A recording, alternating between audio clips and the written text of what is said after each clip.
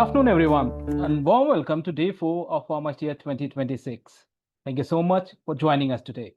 I feel extremely proud to share that this pioneer virtual orientation program, which is organized by AstraZeneca in collaboration with Department of Pharmacology and Therapeutics, SAGS Medical College, and KEM Hospital, Mumbai, is receiving great appreciation this year as well. With that, I, Ashish Kumar Dubey, Manager Medical Excellence, would like to welcome you all once again.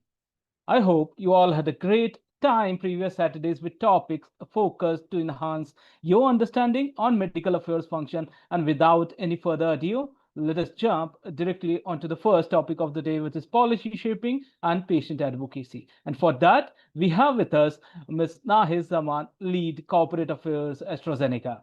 Ms. Nahid, an accomplished public affairs and policy leader in multinational biopharma arena. She leads with clarity and conviction in government affairs, shaping public policy, advancing patient access, and high trust coalitions across government, industry, and civil society. With a foundation in law and a track record of strategic advocacy, she navigates complex regulatory landscapes, aligns cross functional teams, and converts policy ambition into measurable outcomes that serves patient and innovation. With that, please join me in welcoming Ms. Nahid on stage. Nahid, over to you. Madam, you need to unmute yourself. Yeah. Can Yes, you hear please. me now? Am I Absolutely. audible? Yes, Please, you are. please, go ahead. Great. Thank you, Ashish, and thank you for this opportunity to present. And I'm delighted to be a part of this discussion today. So what I've done is I've put together a few slides to take you through what exactly we mean when we say government affairs and patient advocacy for the pharma industry on behalf of AstraZeneca India, the kind of work that we are trying to drive in collaboration with external stakeholders, internal stakeholders, and how do we try to bring an impact in patients' lives at the end.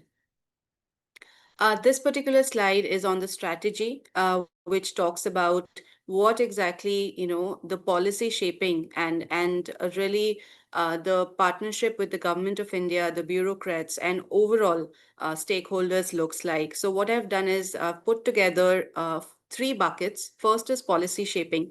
So when I say policy shaping, it means basically how do we ensure that we come together with the right stakeholders, with the government, with the policymakers to engage in the right platform, engage in a very streamlined, ethical manner to understand how can we make a conducive environment for the patients, for overall looking at the holistic structure. So, we engage on a regular basis with the Ministry of Health, with the Indian Council of Medical Research, with Niti Aayog, and many other stakeholders who are relevant for the pharma industry. We work very closely with parliamentarian bodies as well to ensure that the patient voice reaches, even to the Prime Minister's office when we talk about really coming together and putting that patient voice at the center. Because what happens is, even if we talk about, amending guidelines or amending national policies, but what happens on ground, only a patient or a caregiver or a parent can tell, really narrate that story, right? So that's why we try to really work together in a holistic manner. We also try in terms of, one example that I can give you in terms of policy shaping that I'm currently involved in is trying to work with the government on the national policy for rare diseases. So rare disease is something that it's very close to my heart, and me and my team has been very, very closely working with the government, with Ministry of Health, to ensure that the policy is amended in the right way possible. So at the moment, there are a few rare diseases which are a part of the policy, but not all diseases are covered. So what we are trying to do is we're trying to ensure that, the diseases where there are medicines which are FDA approved, which are DCGI approved, in which are already in the country, they reach each and every patient so that, there is no lag or there is no delay in diagnosis and treatment. So to ensure that we're trying to get some diseases included in the policy so that it gets the government support, and also as a part of the multinational industry, sorry, as a part of the MNC, as part of the industry body, we ensure that we also work very collaboratively and try to see that, the funding pathways, the sustainability factor is also taken care of. The second pillar that I want to focus upon is ecosystem partnerships. So it's not just the government of India that, we as the government affairs or corporate affairs professional work with, but there are multiple sort of partners that come in the ecosystem, right? Government, there are industry associations who work very closely with us. Then there are others as well. For example, there are patient advocacy groups. There are, embassies. I mean, there are policy teams that sits within the embassy offices. There are like multiple sort of, partners come into the picture to ensure that there is a multi-stakeholder discussion that takes place to ensure that, the medicine is reaching the last mile. And also when we talk about, really the ecosystem building, it's not just the disease areas that I focus on or my team focuses on. It is on the whole journey. It is on the whole rare disease landscape that we look at. For example, we are also trying to work and tell the government of India, and I also want to commend the government of India that we have come a long way. It is not just we keep asking or we keep putting the issues forward, but we have seen a lot of changes, a lot of evolution of the national policy for rare diseases that has happened. For example, there were only 8 centers of excellence that existed a few years ago, but now there are 15. So it is a big number for rare disease, I can tell you, because what the government is trying to do is cover all the areas, cover all the regional areas, so that each and every patient can go to a center of excellence if they are suffering from any particular rare disease. So this is 15 is just right now, but we are advocating that the number should increase, and there should be one center of excellence in each and every area, so that even a remote village patient can have access to treatment. Another point that I want to mention in terms of ecosystem partnership is really, I will also come, the next slide is on the patient advocacy part, but I have to mention that, in order to work with the government, in order to work with industry bodies or with any particular external stakeholder, really listening to the patient, really listening to what the patient advocacy groups are working on, be it in a disease area or overall disease advocacy, we ensure that those representations are reaching the right stakeholders, be it the Ministry of Health, be it Niti Aayog, Department of Pharma, all the relevant stakeholders. So that is also a very important thing that we keep in mind, and it goes hand in hand. The third piece is funding pathways and support access. So this is something that I think one example that I want to give here is there is another project that I'm very closely working on, is trying to amend the guidelines that exist right now for hypertension. So for hypertension, we have a lot of advocacy, a lot of focus from the government of India, but we don't really have something very concrete and a clear roadmap for resistant hypertension. So AstraZeneca India is coming up with a fantastic molecule for resistant hypertension. And for that, what as a policy team, as a part of the advocacy team, we are trying to talk to the government and talking about that how do we bring the resistant hypertension part in the policy, in the guidelines, in the right manner possible, so that that mandate is there from as a national guidance, as a national sort of advisory that comes from the Ministry of Health and the other government departments. So that is another thing that we are trying to work on. So I just wanted to give that example. So basically, I think at the end, if I talk about policy advocacy, is what I've mentioned here on my slide is to really enable a policy environment that accelerates diagnosis, expand funding pathways, and improves the access to innovative therapies in India.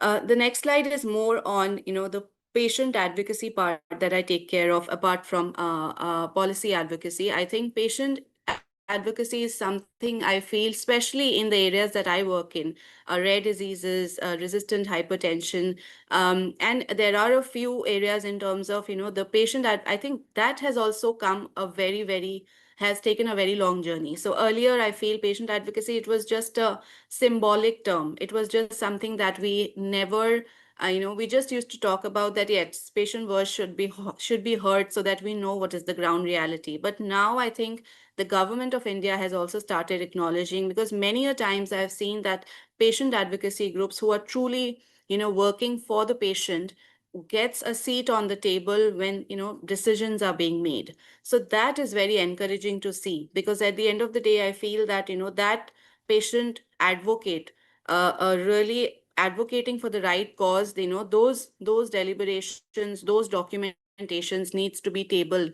whenever, if there is amendment of any guidelines, or if there is some funding support that is being provided by the government.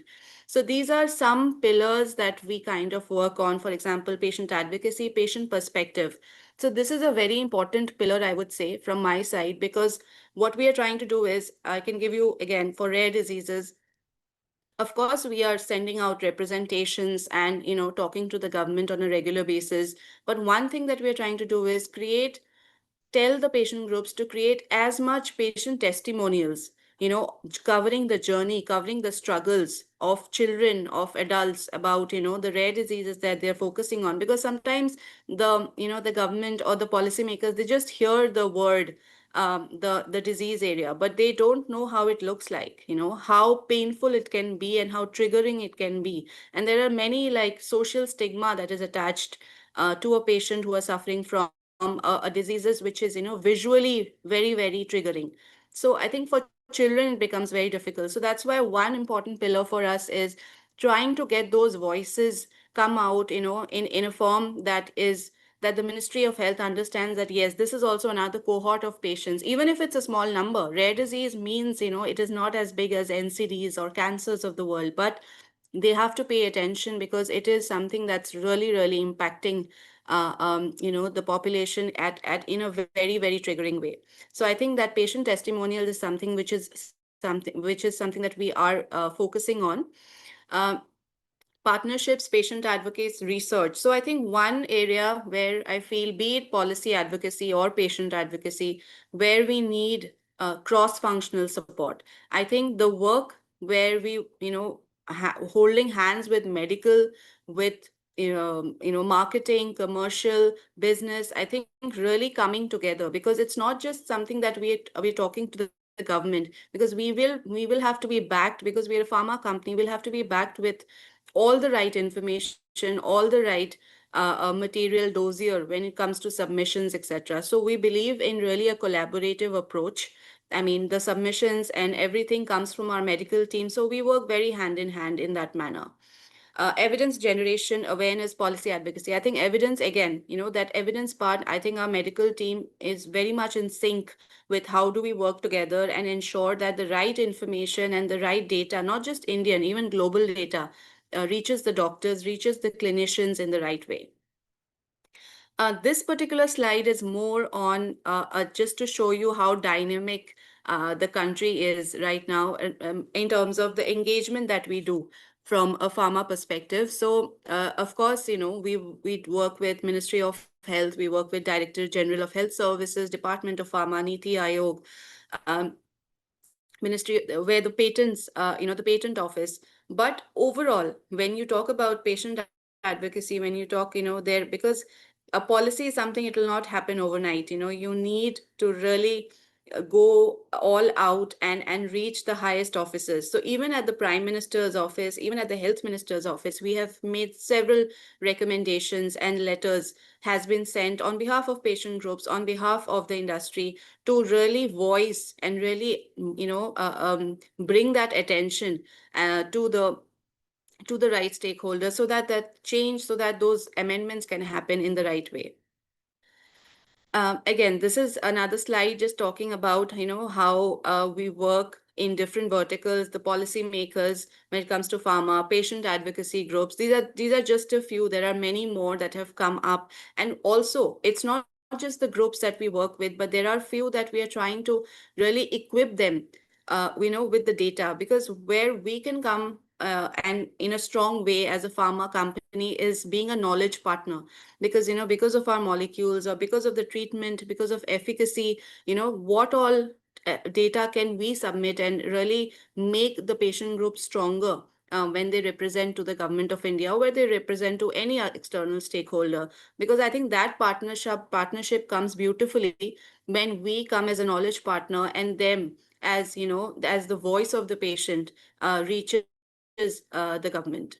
Centers of excellence, I think, for rare diseases is extremely important for us, because to ensure that each and every center of excellence knows the ground reality, the what issues are being made, what issues are the patients are facing. So for example, even if a disease is a part of the policy, is a part of the national rare disease policy, that doesn't solve the policy shaping part, because there are some diseases which are a part, but still the patients are not able to get access to the government funding, not able to really know what is the process. There are, I mean, different centers of excellence, because this is India. There are things that really needs to be streamlined. There are some things where it's not like a very streamlined manner, that all, if there is a mechanism, or if there is a MOU which is sent by the Ministry of Health to the center of excellence, it will be imbibed in all centers, all 15 centers of excellence. So each and every COE works in its own way. So I think that advocacy with each and every COE really matters. And really, I think we need to understand that, also the patient information, also how do we kind of really work together with those clinicians and nodal officers who sits within that centers of excellence. So I think definitely a very big key stakeholder for us. Industry associations, I think, apart from individual issues that AstraZeneca is facing in terms of how do we make the policy environment more conducive, but there are many such challenges which are a sort of a common challenge that we see that other organizations also face. We talk to other, in the rare disease portfolio, we work in a kind of a collaborative manner. For example, there are organizations like Takeda, Roche, Pfizer, Novartis. We work together to ensure that those issues that we are facing, and we know that, for example, the funding, that the support that is getting provided by the NPRD, by the National Policy for Rare Diseases, is something that needs to increase. So we voice it in a unified manner through these industry associations. So I think that really helps to at least come together and send the strong same message, so that it comes out, comes out in a unified way. This particular slide, I just wanted to put it as as a snapshot of the advocacy that we are driving, where this is something that we wanted to just showcase that it's not just the government, or it's not just the patient groups, but everything together. How do we bring the patient voice in the center of everything that we do? So it's just a snapshot, 2 slides that I've put together of, maybe I think within these 2 years, what all we are doing with the help of leadership, with the help of the teams and CFT, the cross-functional teams as well. So this is just a short presentation I've put together, but happy to take up questions if any. All right. Thanks a lot, Nahid, first of all, for being here with us today, and for an excellent talk and demonstrating how it's about all hands in when it comes to achieving the goal of reducing the overall disease burden, at the same time improvising the accessibility to innovative molecules. Thanks a lot for that. Nahid, I do have received some questions from the students, and my first question to you would be, uh, which policy levers, whether reimbursement, procurement, or risk sharing, most effectively close access gaps without destabilizing budgets? Maybe would request your views onto that. Sure. Thank you. Thank you for the question. I think it's a very relevant question, but I would say that everything, I mean, be it reimbursement, be it the policy part, everything comes hand in hand together when it comes to really working and bridging that access. Because if you are talking, for example, if I'm working on the hypertension guidelines, where I'm trying to get the resistant hypertension part included, that doesn't necessarily mean that there will be budget discussions. There will be, of course, it'll bridge the access gap. So what I'm trying to do first thing is bring all the relevant stakeholders together, bringing WHO, Ministry of Health, Indian Council of Medical Research, patient advocacy groups, and a few others who have been involved in making the hypertension guidelines, so that everyone can have, and we can understand that what is the need of the hour and whether or not it is doable. If it is not doable, we know that this is not the right pathway. So just really getting all the elements in place will be very important, I feel. All right, thanks, Naid. My next question to you would be, and this is something which is revolving around global local coherence, right? And the question is, how should global policy narratives be adopted at local constraints while maintaining scientific and ethical consistency? Yeah, so I think one thing that globally, what we try to imbibe is, for example, what we work very closely for the rare disease policy. And like I was talking, that we are trying to create rare disease patients' testimonials. So one thing that as AstraZeneca, and in a very sort of, because it's a patient advocacy, we are also very, very sensitive about, the ethics, we follow the SOPs, what are the do's and don'ts and everything. So there are global standards, global patient testimonials that have been created by our global team, by the patient advocacy team in Alexion, in AstraZeneca. So we ensure that, we follow the same SOP, we follow the same guidelines. So there is no such diversion. We don't really, go, because at the end of the day, you're talking to a patient. So we are very, very careful, and we really ensure that there is no such thing which is a diversion from the SOP or from the do's and don'ts of patient advocacy. All right, thanks. Thank you so much, Nahid. The next question is something which is revolving around coalitions and policy. And the question which came across, Nahid, is what defines a high trust, high leverage coalition, and how should it be structured to sustain momentum across political cycles? So maybe you could throw some lights onto that. Yeah, so I think coalition is something that is very, very needed in advocacy, because, like I said, we can't work in silos. If we are meeting the government, if we are talking about getting a disease included in the policy so that patients can get access to the medicine, and it cannot just be us talking. It has to be very well equipped with the medical data. It has to be very well equipped and backed up by patient advocacy groups writing, and also centers of excellence. The nodal officers have to be convinced to tell the Ministry of Health that yes, this disease needs to be a part. So I think the coalition is like, it's something that goes without saying, that we need all the right stakeholders to really voice the same message going to the Ministry of Health or going to the government department that we are advocating. All right, thanks. Thank you so much. So, Nahid, the next question is something which is revolving around the overall outcome. And the question is, what KPIs credibly measure policy and advocacy impact beyond approvals? It could be on outcomes, equity, or system efficiency. Maybe you could, share a few words onto that. Sure. So I think in terms of outcomes and KPIs, if I have to talk for myself, if I'm working on a project, and so I think this is a very good thing I feel, where I am in, the responsibility or the function that I am in is, of course, I am trying to meet the KPIs and the deliverables for my organization, but I feel that in a bigger way, if I'm able to make some inputs or put some recommendations in the policy level or in the guidelines level, so I'm in some way touching patients as well.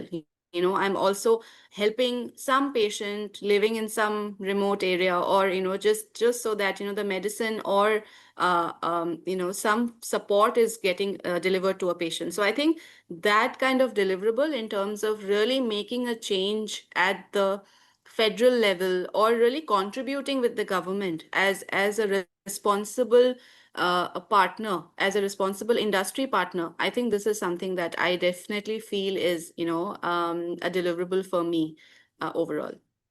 All right, great. Thank you so much.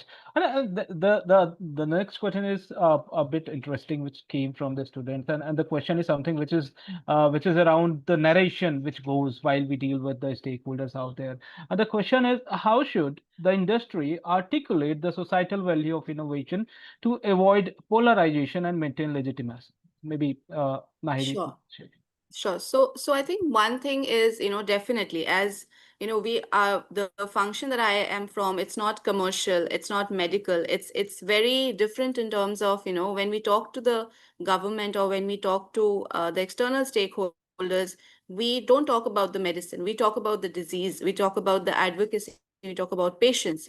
So I think that thin line is something that I always ensure that we are not talking about the molecule, because that is, that I know that that is being taken care of by my other teams.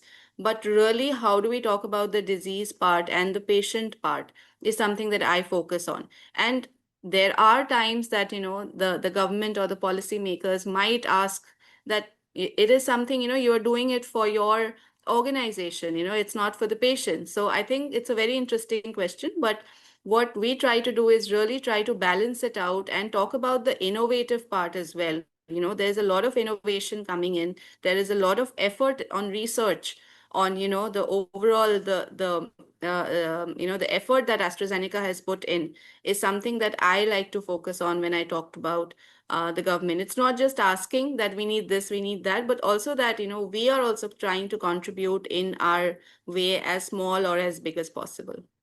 All right, thank you so much, Nahid. You touched base on to the innovation, and my next question is something which is revolving around that, because we know that every now and then newer technologies, newer innovations are coming across, and entire pharmaceutical industry is rapidly evolving, right? So, for example, artificial intelligence is there, personalized medicine is coming across, then like antimicrobial resistance, etc., is coming across, then climate health is there, right? So, a lot of things are coming across. So how do you see this entire ecosystem evolving down the line with the help of all these newer trends that are coming into picture now?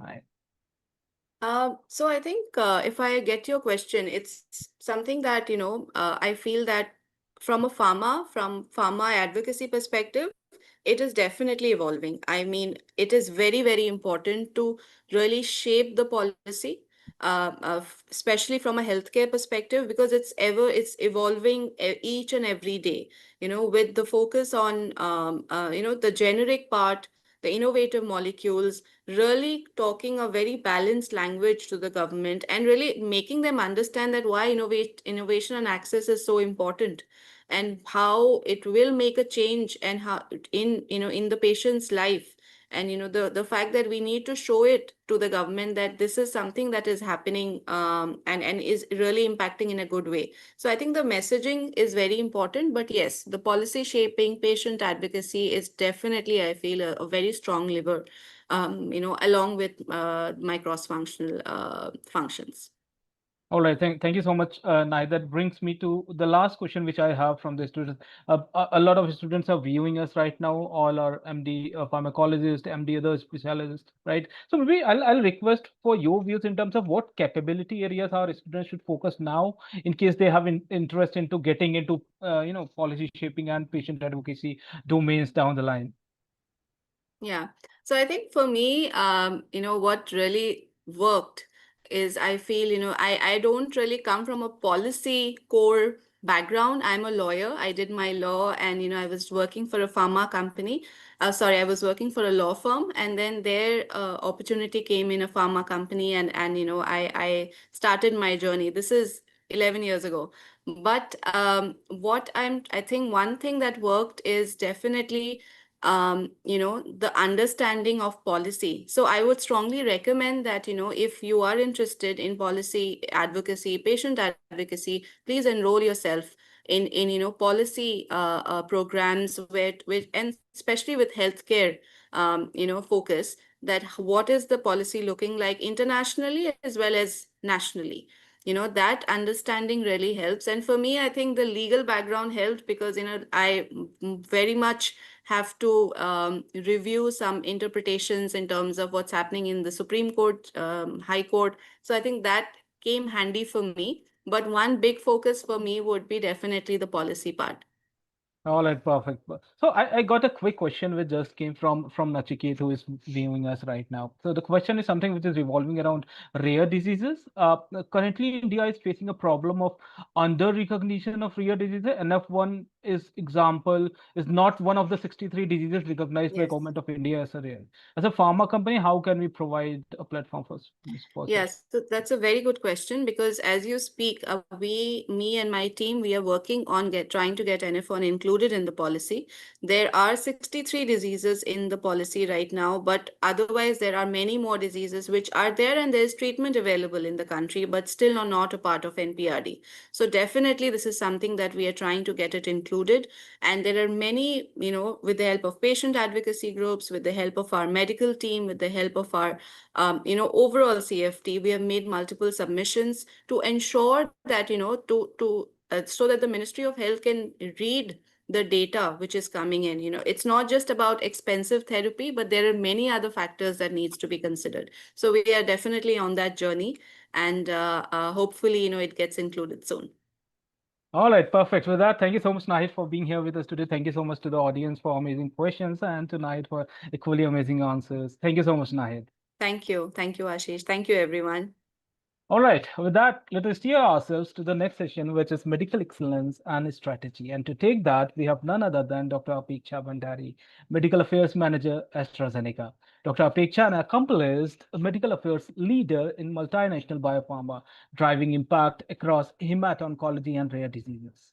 She leads with scientific rigor and execution excellence, building clinical partnerships, elevating evidence generation, and translating complex data into meaningful patient outcomes.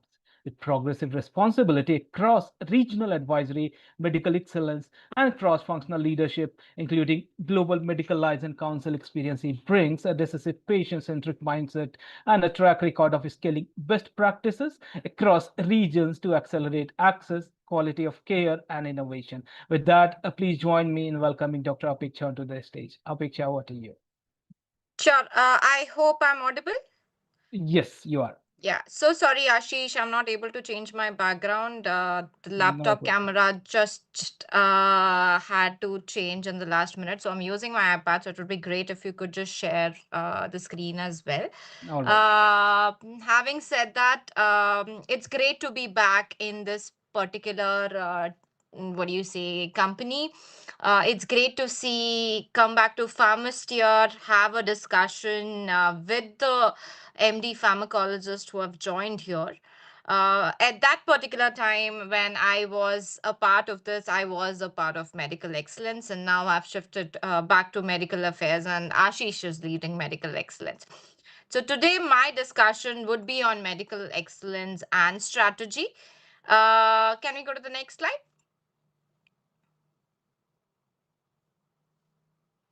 Yes, and today is your last day in terms of pharmacia, so I hope you guys know about what medical affairs is, right? I'm not going to get into discussions or get into details of what medical affairs is, but just so that you're aware, majority of them do end up in an industry in medical affairs, right? That's your entry point. And medical affairs is a bridge between commercial, we have to have collaboration.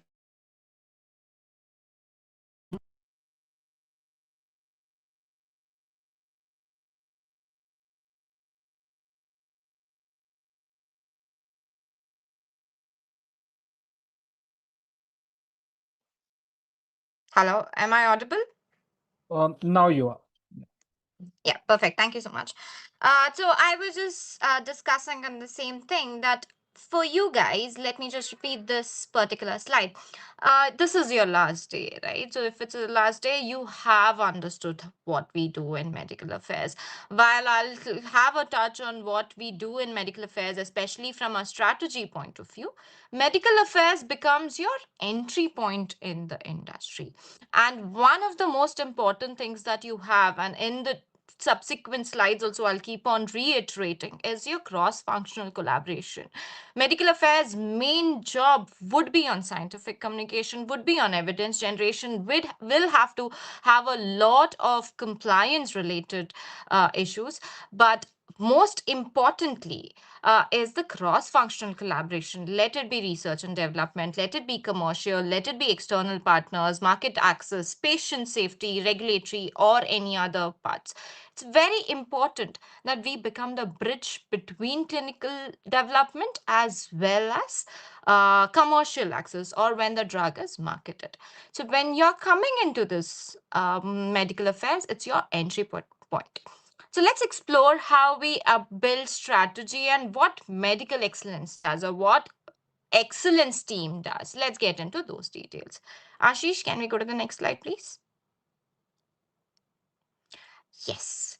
So if I'm talking from a strategy, considering that you might have been an MBBS, you might have looked into it from MD Pharmac or any other MD that you're taking.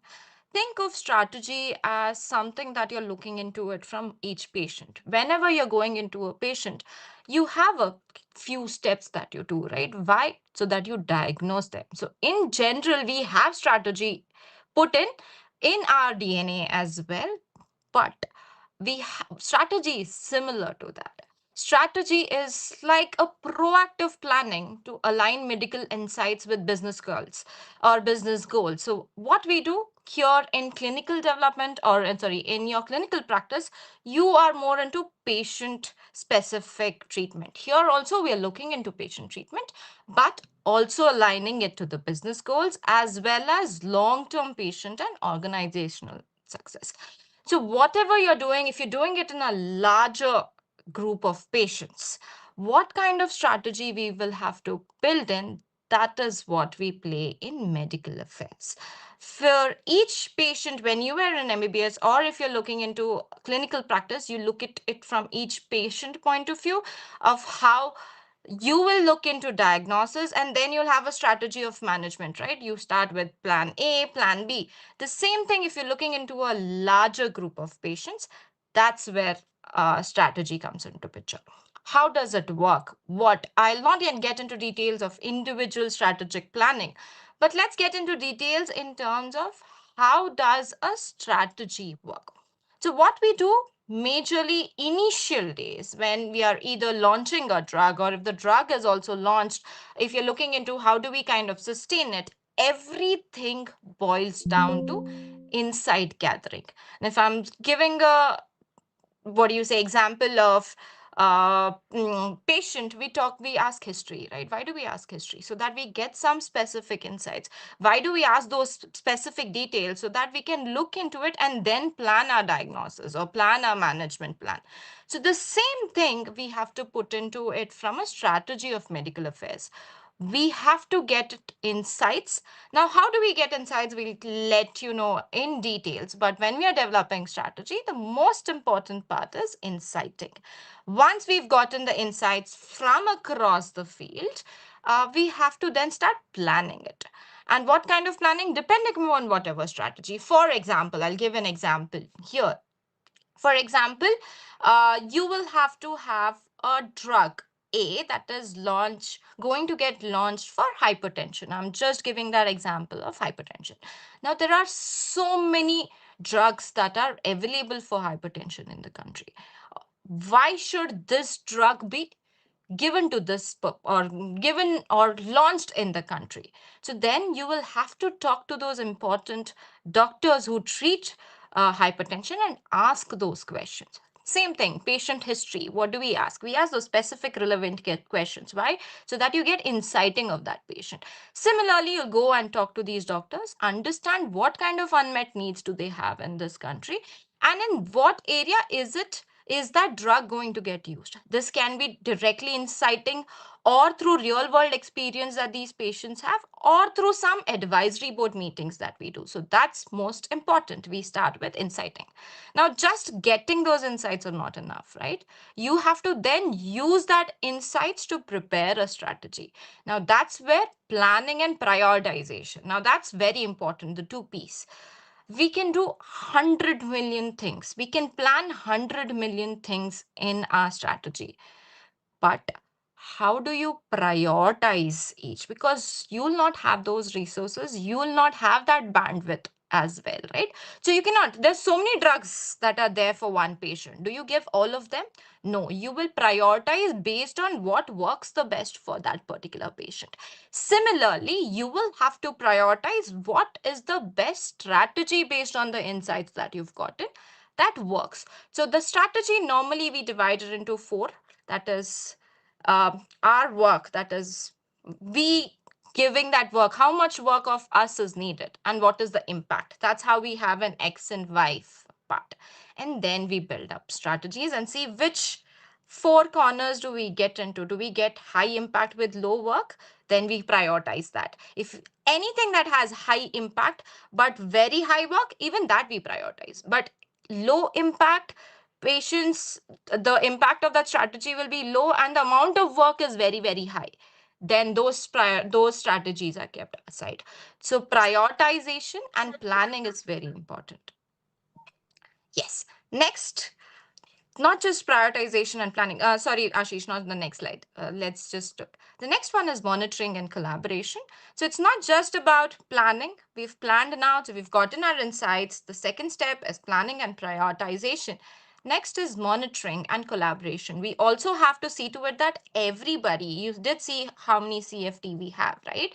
So everything needs to be then coming in one place, and we need to see to it that there is collaboration between each of us and there is monitoring. Now, it's not just about planning. For example, again, if I just want to kind of correlate it to your one patient, you have done the patient history, you've done physical examination, now you're planning for management.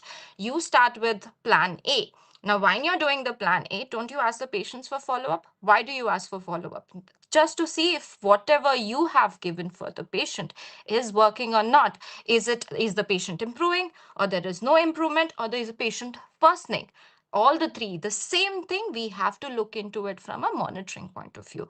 Whatever strategies we've developed, is there any impact that is seen? Is there an impact, or there is no impact, or there is worse? So that monitoring also becomes important, so that there is a direction that we have to proceed with. And the last is execution and adaptation. So if we've understood, monitored the patient, monitored our strategies, then we see if, yes, it's going really well, then we kind of expedite it and kind of increase it. If it's not, then we again adapt to the current scenario and then work around. So that's what strategy is totally about: insight gathering, planning and prioritization, monitoring and collaboration, and the last but definitely not the least is execution and adoption.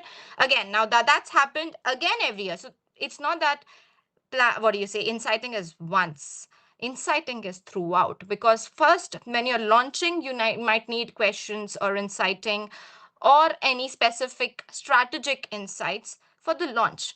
But once it's launched, you need to understand how the patient is doing. What kind of experience are the doctors getting? Is there anything else that we can do for better patient outcomes? Those is a life cycle, or those is the things that we need to keep doing so that we can better strategize and better have planning. Can we go to the next slide? I'll now go into details of each of it. So like I said, the first step is insight gathering. Insights is, sometimes we call it as why behind the information. We might have a lot of information, but why is that particular person doing that is where we get incited. It can be through multiple sources. One is KOL feedback, where we normally ask you guys, right? That is, whenever MD pharmacologists or any other doctors or any other scientific people do end up in industry, they, in medical affairs especially, they come as regional medical advisors. And one of our major request from these regional medical advisors would be, go to on field and see to it that you give us KOL feedback, have KOL inciting done. So that's most important. So we get it either through KOL feedback. We do something called as market research or market survey. So we get these inciting even through market surveys, and definitely some real world evidences that's happened in the past, or we are doing it for the subsequent future. All that comes into inciting, and we understand what is the unmet need and what kind of actionable insights that we can do. Some things that we are doing it innovatively are also leveraging AI here. The reason we leverage AI is sometimes there's a lot of information that is available. For example, there are 20 regional medical advisors in one team. Now, every one of them will keep putting insights in their system, right? Once they put the in system, we can't keep looking into everything in detail. So AI has helped us in terms of getting a gist of those important insights, what is coming on a lot, and that has helped us in better inciting and better strategy. So that's the first part of it, insight gathering. similar to you guys when we are looking into patient, we talk about histories, etc. That's so that you can plan better, you can manage that patient better. Here we are talking about managing that disease in a long term or in a larger audience point of view. Next is planning and prioritization. Like I said, we get the insights, we understand what unmet needs are, where is the evidence gap. For example, you want to launch, or forget launching, you have already launched a drug because launch excellence is already done. You've already launched a product. Now the product is in the thing, but you realize that the doctors feel that, okay, so there's a drug that is there, and for that particular drug, they need a particular EGFR marker or a particular biomarker. Now, if that biomarker is not available, you start looking into it from a diagnostic point of view that we need to do this diagnosis. Or another way that you can do it is you kind of do a study in which there is that shows that this biomarker, the range is so and so and across patients. So here that evidence gap can also be considered as an insight. So that insight becomes your, so this is the evidence gap that there is no biomarker. The actionable insight will be we either do diagnostic testing or you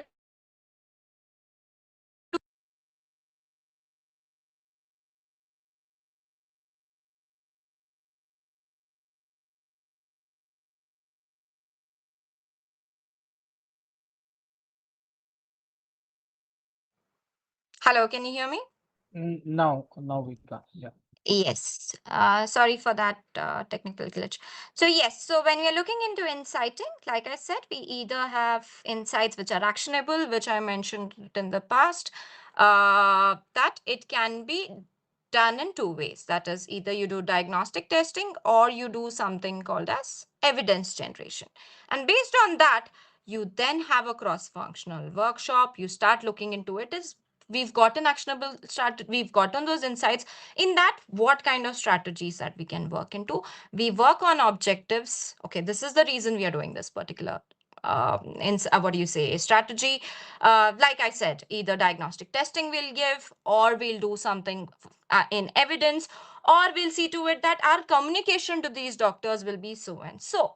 So all these things becomes our objectives. For whatever reasons, we put in the priorities, and every objective we say something called as SMART, right? So everything should be SMART. That is, it also has to be having a timeline bound. Anything related to evidence, scientific communication comes into medical. So we kind of align all those objectives together and we have something called as goals. So that's how we come to planning and prioritization. Can we go to the next slide, please, Ashish? Yes. Now, like I said, execution and collaboration. We have the plan. Now, for execution, normally execution is where regional medical advisors come in picture. So that's where field execution comes into place, where you'll have a dedicated scientific communication plan. That is, you have to tell this doctor or tell this particular KOL. First is inciting. Then you also need to tell, right, why is this particular drug? So whatever strategies, whatever communication plan that you've had, that needs to be mentioned. That's one of the reasons why we always say one of the most important skill for the regional medical advisors is scientific communication, because that's something that you'll have to get in, and those insights needs to be gathered back to the organization. And again, so when you're having this execution, once the field medical, they'll keep coming back, we'll start looking into it from a collaboration point of view. Are we getting all those coordinated? Is the medical plan, the commercial plan, everything being executed really well, and there's good collaboration and there's good patient outcomes that's happening in a larger scale? And last but definitely not the least, we keep monitoring all these plans. And one of the things that medical excellence does is monitoring of all those part of it. Let it be engagement. We'll see how, what kind of insights are coming, whether it is compliant, and in what duration are we doing, what kind, should we repeat the same plan, kind of do changes and then adapt it, and then come to a refined strategy. So we normally do some strategies, we go full-fledged. Some strategies we say, okay, this is something that we are starting very new. We've never done in the past. So let's do a pilot in one particular hospital and see if we are getting the responses or the KPIs right for that particular project. And then we see, okay, there has been a shift. But if you do a minor change, that is, okay, we were looking into 2 HCPs driving this particular clinic or anything that we are looking into. If we do add a nursing staff, because we see that these patients at the end talk to the nursing staff and get that particular injection, if we get the nursing staff also trained, this will have a better impact. So that kind of refining might also be useful, right? And it just is not limited to launch. It can be beyond launch or during the life cycle management. Can we go to the next slide, please?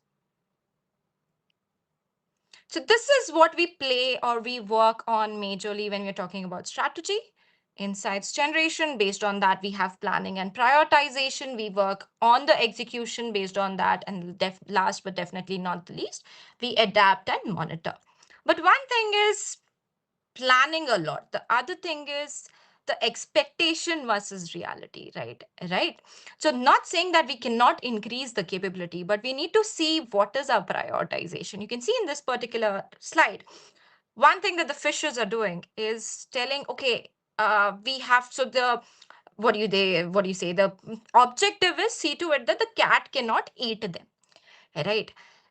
One of the strategies is they say, okay, let's convert ourselves into piranha so that we can eat that particular cat. But they cannot become piranha. So we have to see to it that we are expectations, setting the expectations right is also very, very important. But we can work around it. We can increase the capability and see to it that we work around it. How do you increase? See what kind of talent you have and what kind of capabilities you need to add. So the better way of doing or having that particular strategy would have been, let's hide in a place so that the cat cannot reach us, because the objective should be met at the end of the day. That is, the cat is not able to eat. So having that specific capabilities, expectations is also very important from a strategy point of it. Can we go to the next slide, Ashish? So we've discussed on strategies. Now let's see what is the major role of medical excellence. They have a most important role. Whenever you guys come to, and this is something as a person who sometimes interviews the team, we get these questions. Okay, once we come to the organization, how does the role look like, or what kind of trainings happen?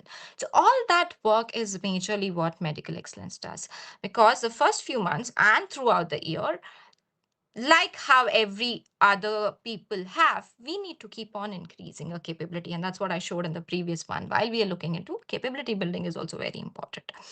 So that work is, especially for medical affairs, is being run by medical excellence. So one most important is capability building. Let it be from a scientific communication, let it be science point of view, newer innovations that's coming. For example, when Ashish also drives AI part of it in the country for medical affairs.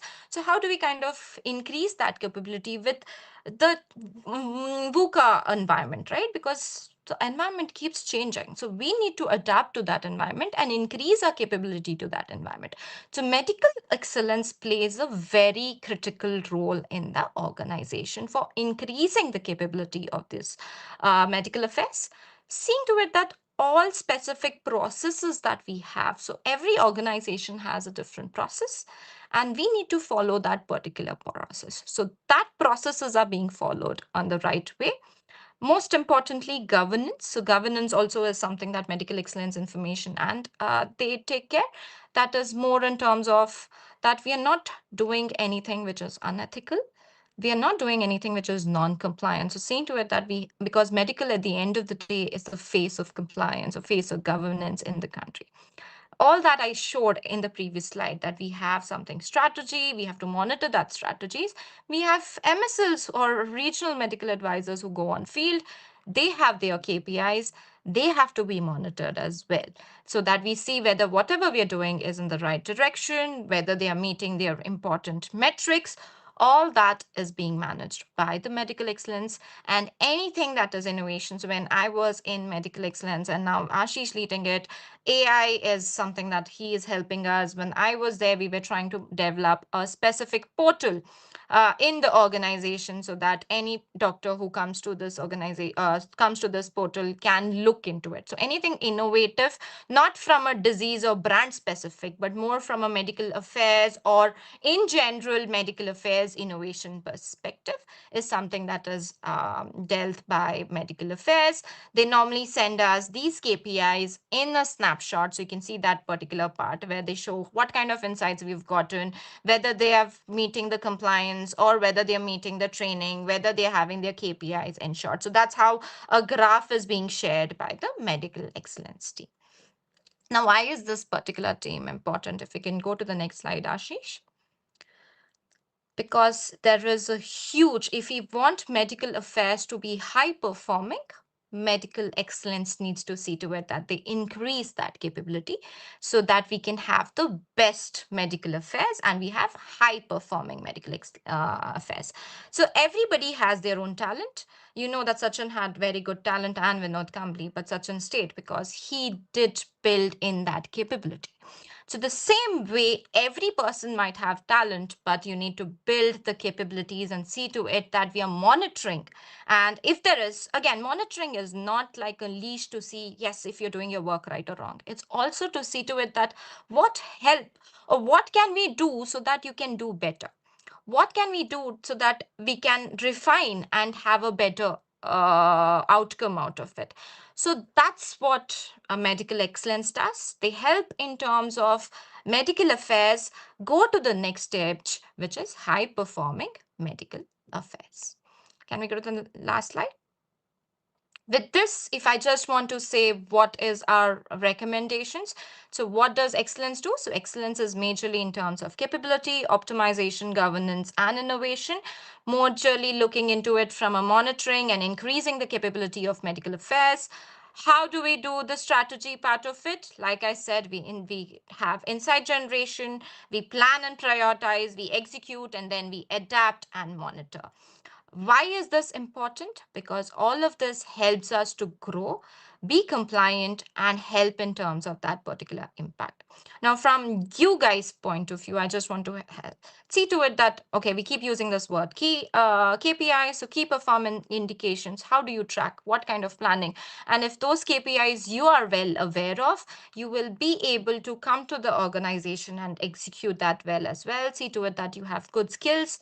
Let it be project management tools, let it be Excel tools, as well as now AI being very, very important. And see to it that you do networking so that you learn all these recommendations well and know all this particular. One thing that I always say, while we say that strategy is being developed in the HO or if with the country, when you're regional medical advisors, you are taking care of that region and you need to develop your own strategy for that region. It's the same. See to it that you get the best insights for that strategy. Maybe the ones that are in the north might need a different strategy. It doesn't become a what do you say, blanket strategy. Then you need to tell it to the HO, to the cross functional team, that for north I need to do this. And that only happens if you do good inciting, if you know what kind of medical affairs does and get kind of understand from regional medical advisors as well and understand how they have developed the strategy for those particular regions. With this, can we go to the next slide? I would like to thank for your patient hearing. I'm open for any questions. All right. Thank you so much, Dr. Apeksha, first of all, for joining us today and for a great talk, which I'm sure must have helped students to understand medical affairs ecosystem better. Thank you so much for that. I do have received some questions from the students, and my first question to you, Dr. Apeksha, would be, and this is something which is revolving around patient centricity at scale. And the question is, how do you embed a patient insights into strategy without compromising methodological rigor?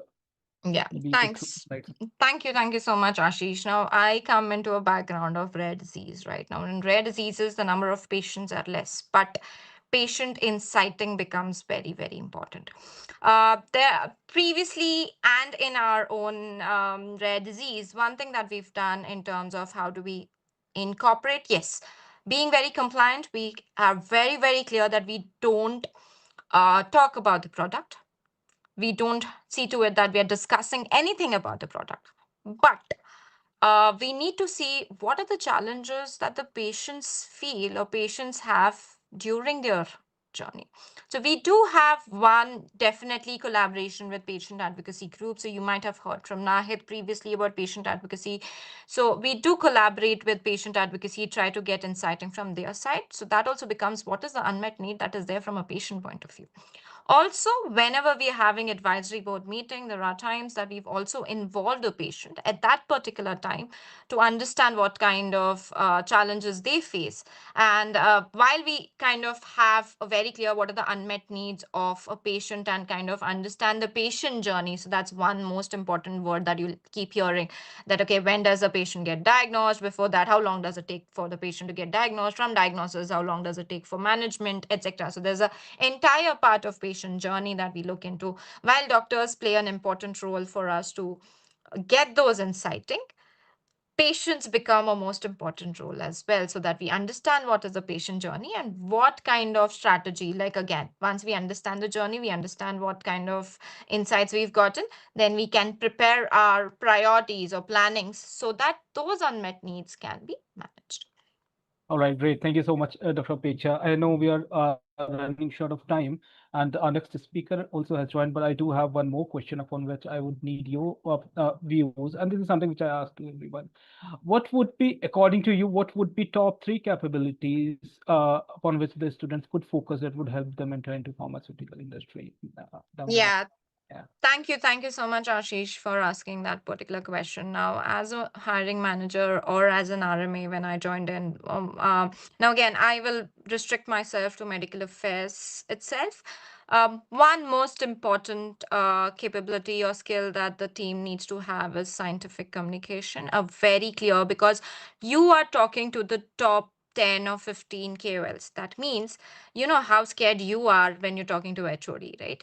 So if you're talking to your HOD, you need to see to it that your science is better than the HOD. Only then you'll be able to, because this scientific communication that you have is basically sometimes challenging your HOD as well. And when your HOD might be maybe top 10 in that organization, but not for every HODs.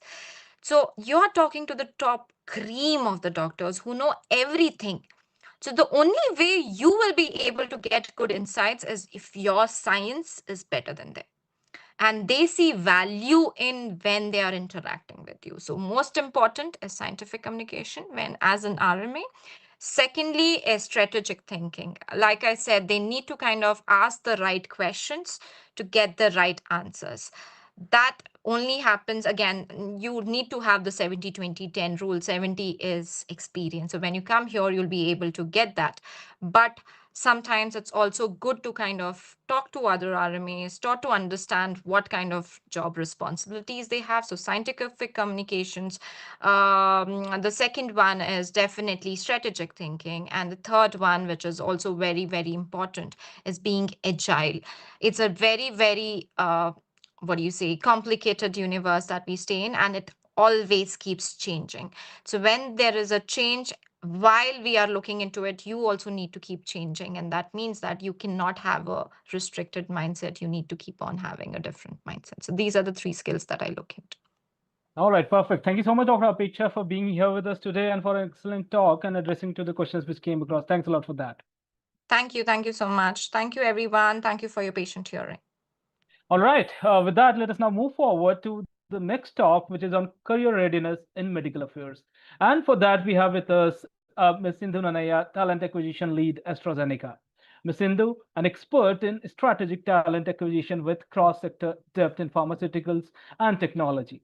She specializes in leadership hiring, recruitment strategy design, and building high-performing, scalable teams. Her impact spans elevating hiring quality and speed, embedding diversity, equity, and inclusion into the talent lifecycle.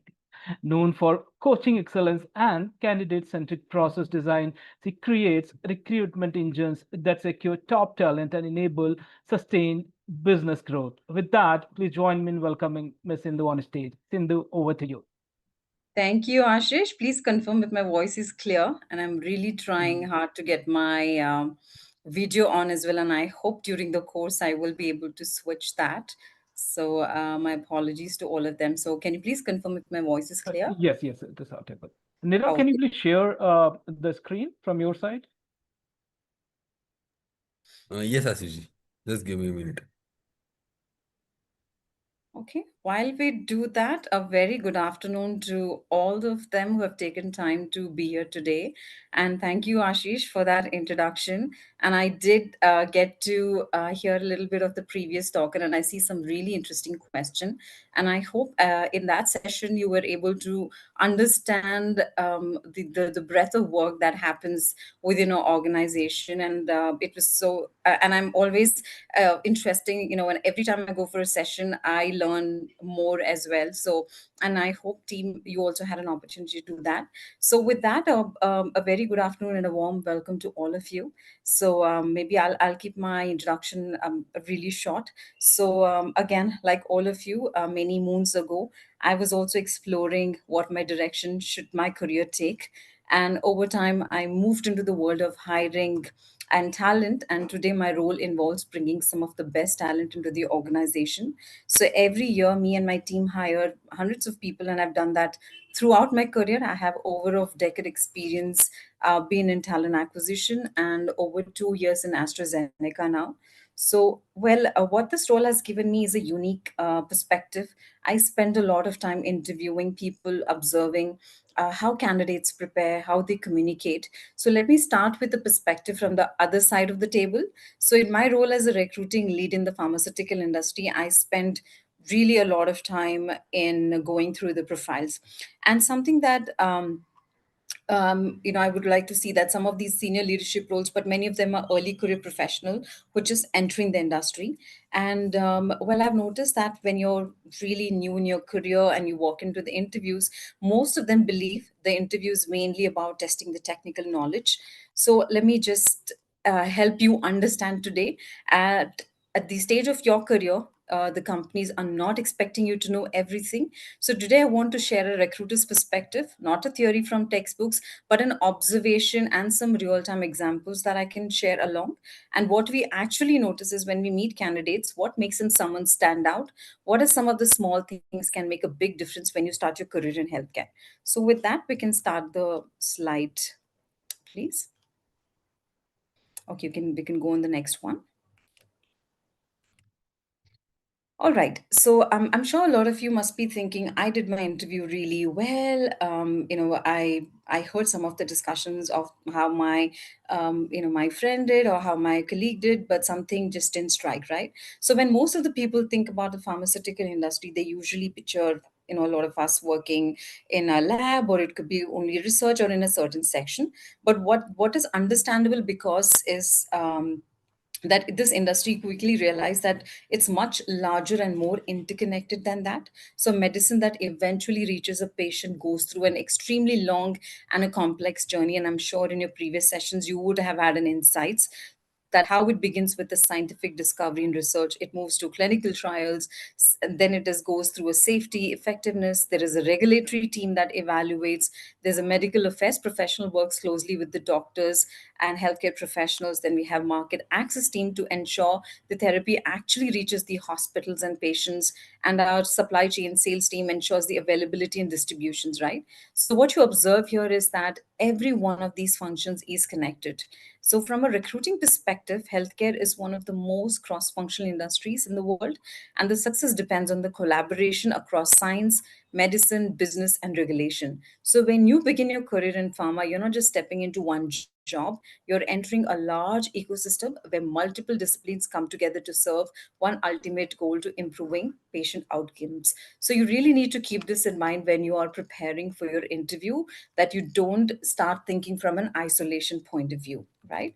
So we can move on to the next slide. So, one of the most common concerns I hear from someone who's just entering to a new career is, I do not have much exposure. What can I really offer? From a hiring side, the experience is really not what we're looking at, right?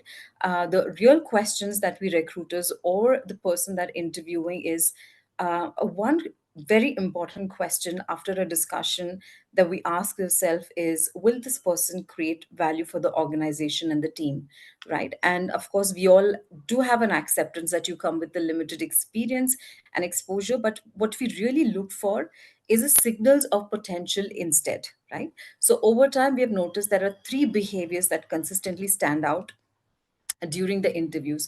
The first is curiosity, and which I really heard some great questions that you ask. So you need to ensure that you come like really prepared. So students or the candidates who ask thoughtful questions and genuinely want to understand the work demonstrate a learning mindset. So in an industry like healthcare where science and innovation evolve constantly, curiosity becomes extremely important. Now, the second is ownership. Now, during your academic projects or your internship, some people step forward and take responsibility and drive outcomes, and others simply complete an assigned task. Now, the difference becomes very visible during interviews on the sort of work that you have done. So, please ensure that you are putting across your narrative right.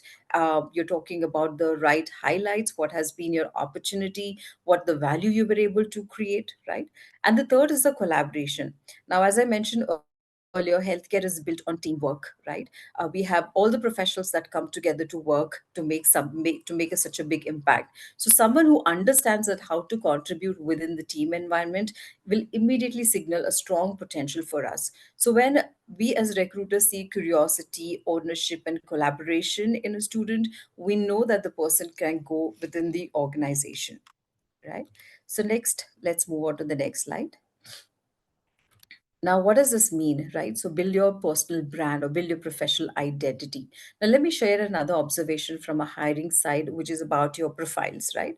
So, recruiters usually view a large number of resumes, and first screening is often very quick. In many cases, the are probably a scan less than 30 seconds. And sometimes now we are even using the AI, which is completely driven with the keywords, which means that your resume or your profile has a very small window to create a clear impression. So, one common mistake I see among the fresh graduates is listing the activities instead of explaining the impact. So, for example, writing, I participated in a research project does not tell a recruiter what your actual contribution was. But if you describe the work you did, such as analyzing a data or designing a study or conducting interviews or patterns or healthcare awareness, it immediately communicates the ownership and initiatives. So, a strong profile usually highlights a few important things. One is a relevant academic background, a meaningful research or an academic projects, internships or exposure to the industry, and how is your skills aligned with the role that we're looking to hire. Another simple but a powerful rule is tailoring your profile for the role you're applying for. While I know the AI can really help you build one, but it's really important that you sit and reflect that who do I want to come across during my discussion? What is my personal brand? What are the two or three things that I really that strength that I'm proud about, and I ensure that while I walk away, I'm able to leave that impression, or there is what is a strong takeaway that I can give to the interviewer. But if you're not clear, and trust me, guys, even when I'm interviewing at a lateral level or a senior level, it takes time. So please don't get nervous about it. It's really important that you sit and do this work very with a lot of awareness and mindfully to come and be very clear about who do you want to represent as, right? So that's all about building your brand and then ensuring that you're representing that brand with a lot of clarity. So let's go for the next slide. Okay, so in terms of the preparation, so one very clear pattern that appears when we interview candidates regularly is the one that who appear confident during our discussions are usually not naturally confident team. I know a lot of people, this is something that reflects on how you have prepared. So before any interview, and at least I have absolutely, I've even asked people what sort of preps that they've done. And the most of them that who are shortlisted or done well in the interviews is someone who have taken the effort to go through the organization, have really gone in detail as to what we do. So first they understand the company, they know that the organization, what they're known for, what they stand for, what therapy area we focus on, what is our mission strategy. So when you come there, you know that how can you align to those values, how can you demonstrate that awareness that really signals the genuine interest, right? Second, they understand the role that they're applying for. Now, different roles within our industry requires different capabilities, right? A medical affair role requires strong scientific, commercial roles requires influence and relationship building.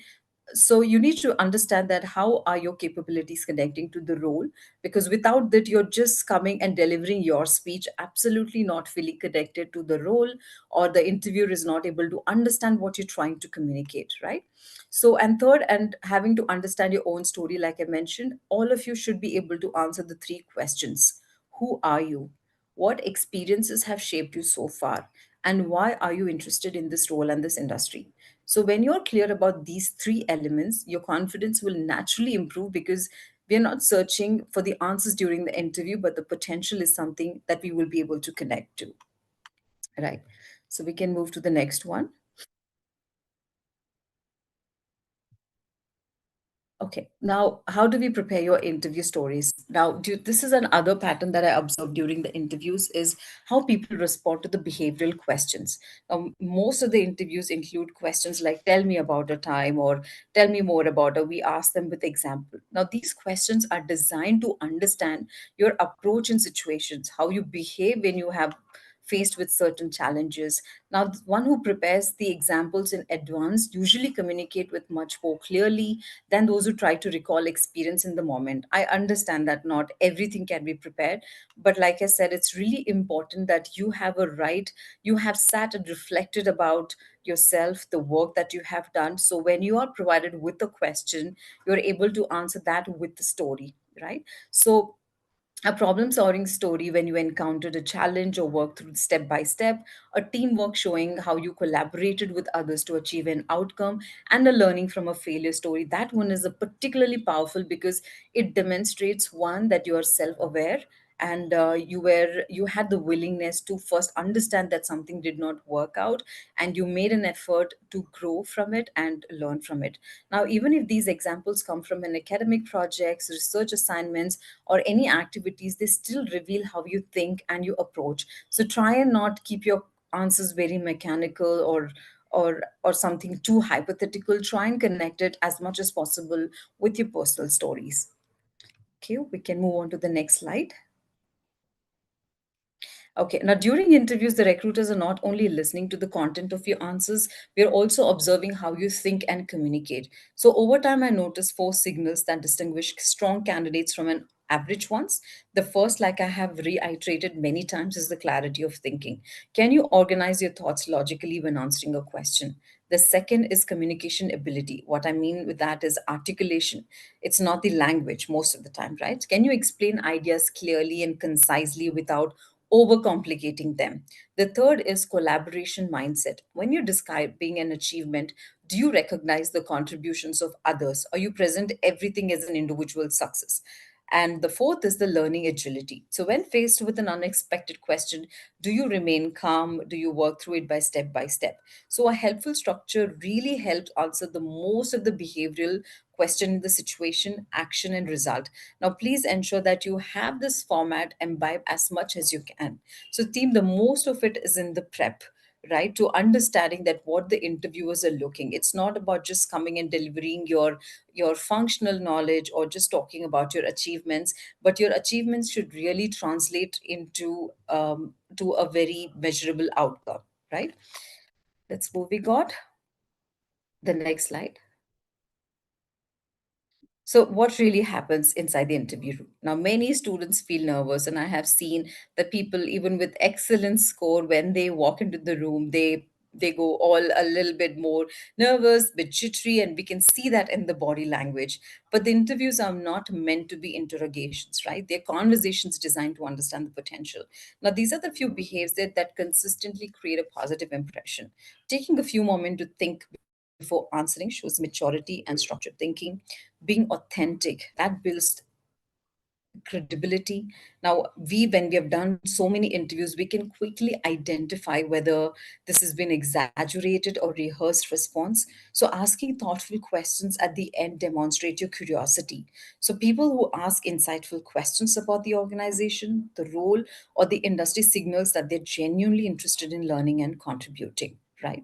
So when you see the whole discussion as a conversation and not really as something that I need to like sort of ensure that I give long answers. This is not your 20 marks questions. This is all about you trying to give us the right information so we are able to make an assessment of the value that you bring in, right?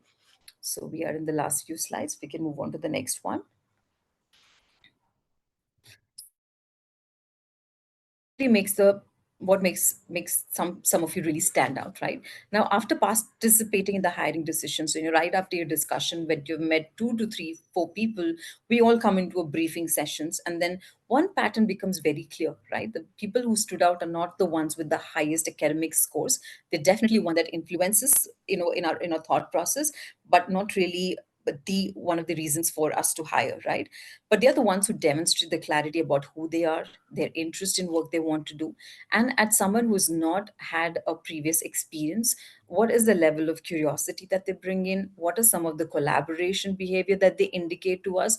And these are the absolutely, so no one talks about the functional capability, but all of us are talking about the right attitude that individual brings in. So behind every question that we ask, what we're really trying to answer is one question, which I mentioned earlier, is will this person create value for the organization and contribute positively to the teams that they will work with? So you need to ensure that most of the industries or any organization that you go, this is something that we absolutely want our students to really bring that value to the room, right? Let's go to the last one. Now, team, I would like to end with a perspective about the healthcare industry. So, behind every medicine that you study in your classes, there are thousands of professionals who have worked years to bring that therapy to patients. Right? Scientists who have discovered the molecule, the researchers who conduct, the medical teams who share their scientific knowledge with the doctors. So now they did not begin the journey knowing everything. They started being curious. They continuously learning and taking ownership. So over time, their work contributed to therapies that improved the lives and sometimes and even saved the lives, right? So that's what is a mission-driven organization like us do. So that is why what makes the healthcare industry very special. And your first job just starting the point, right? But the impact you create over time can be far greater than you imagine. So the one thought that I would like to leave with all of you is that if you have a genuine interest and being authentic, I think you will really ace in these discussions.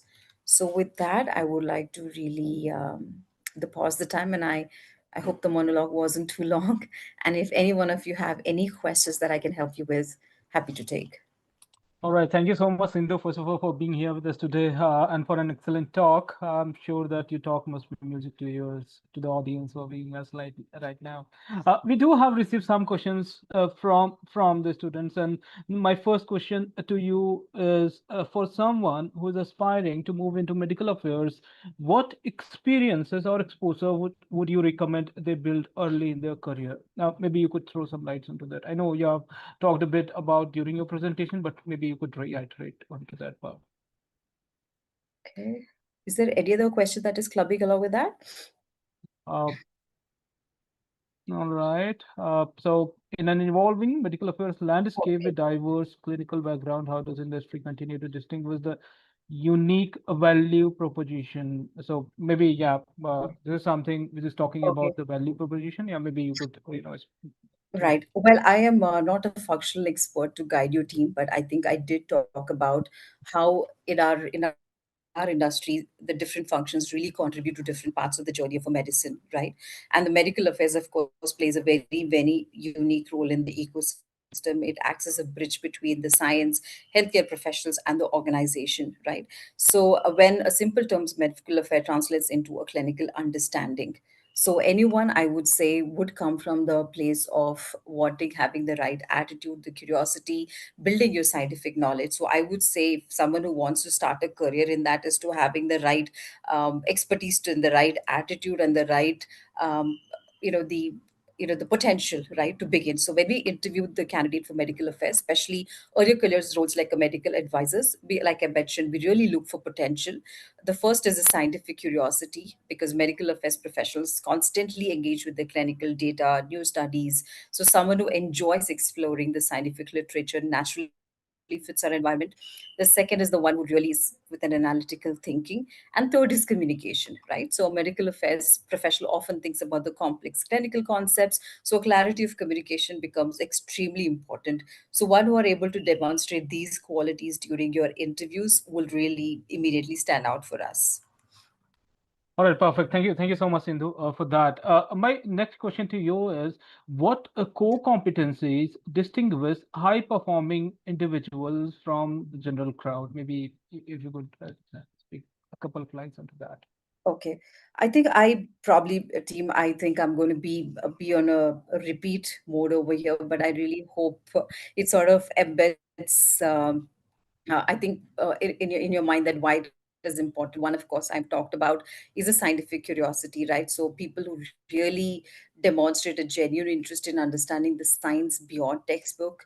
They ask questions about mechanisms, therapies. So in interviews, this becomes very visible when you talk about your recent studies, evolving treatment guidelines, or therapeutic approaches instead of only repeating your academic content. So a curiosity really signals for us that there is this person who wants a long-term learning ability, which is very critical in a healthcare where knowledge evolves continuously, right?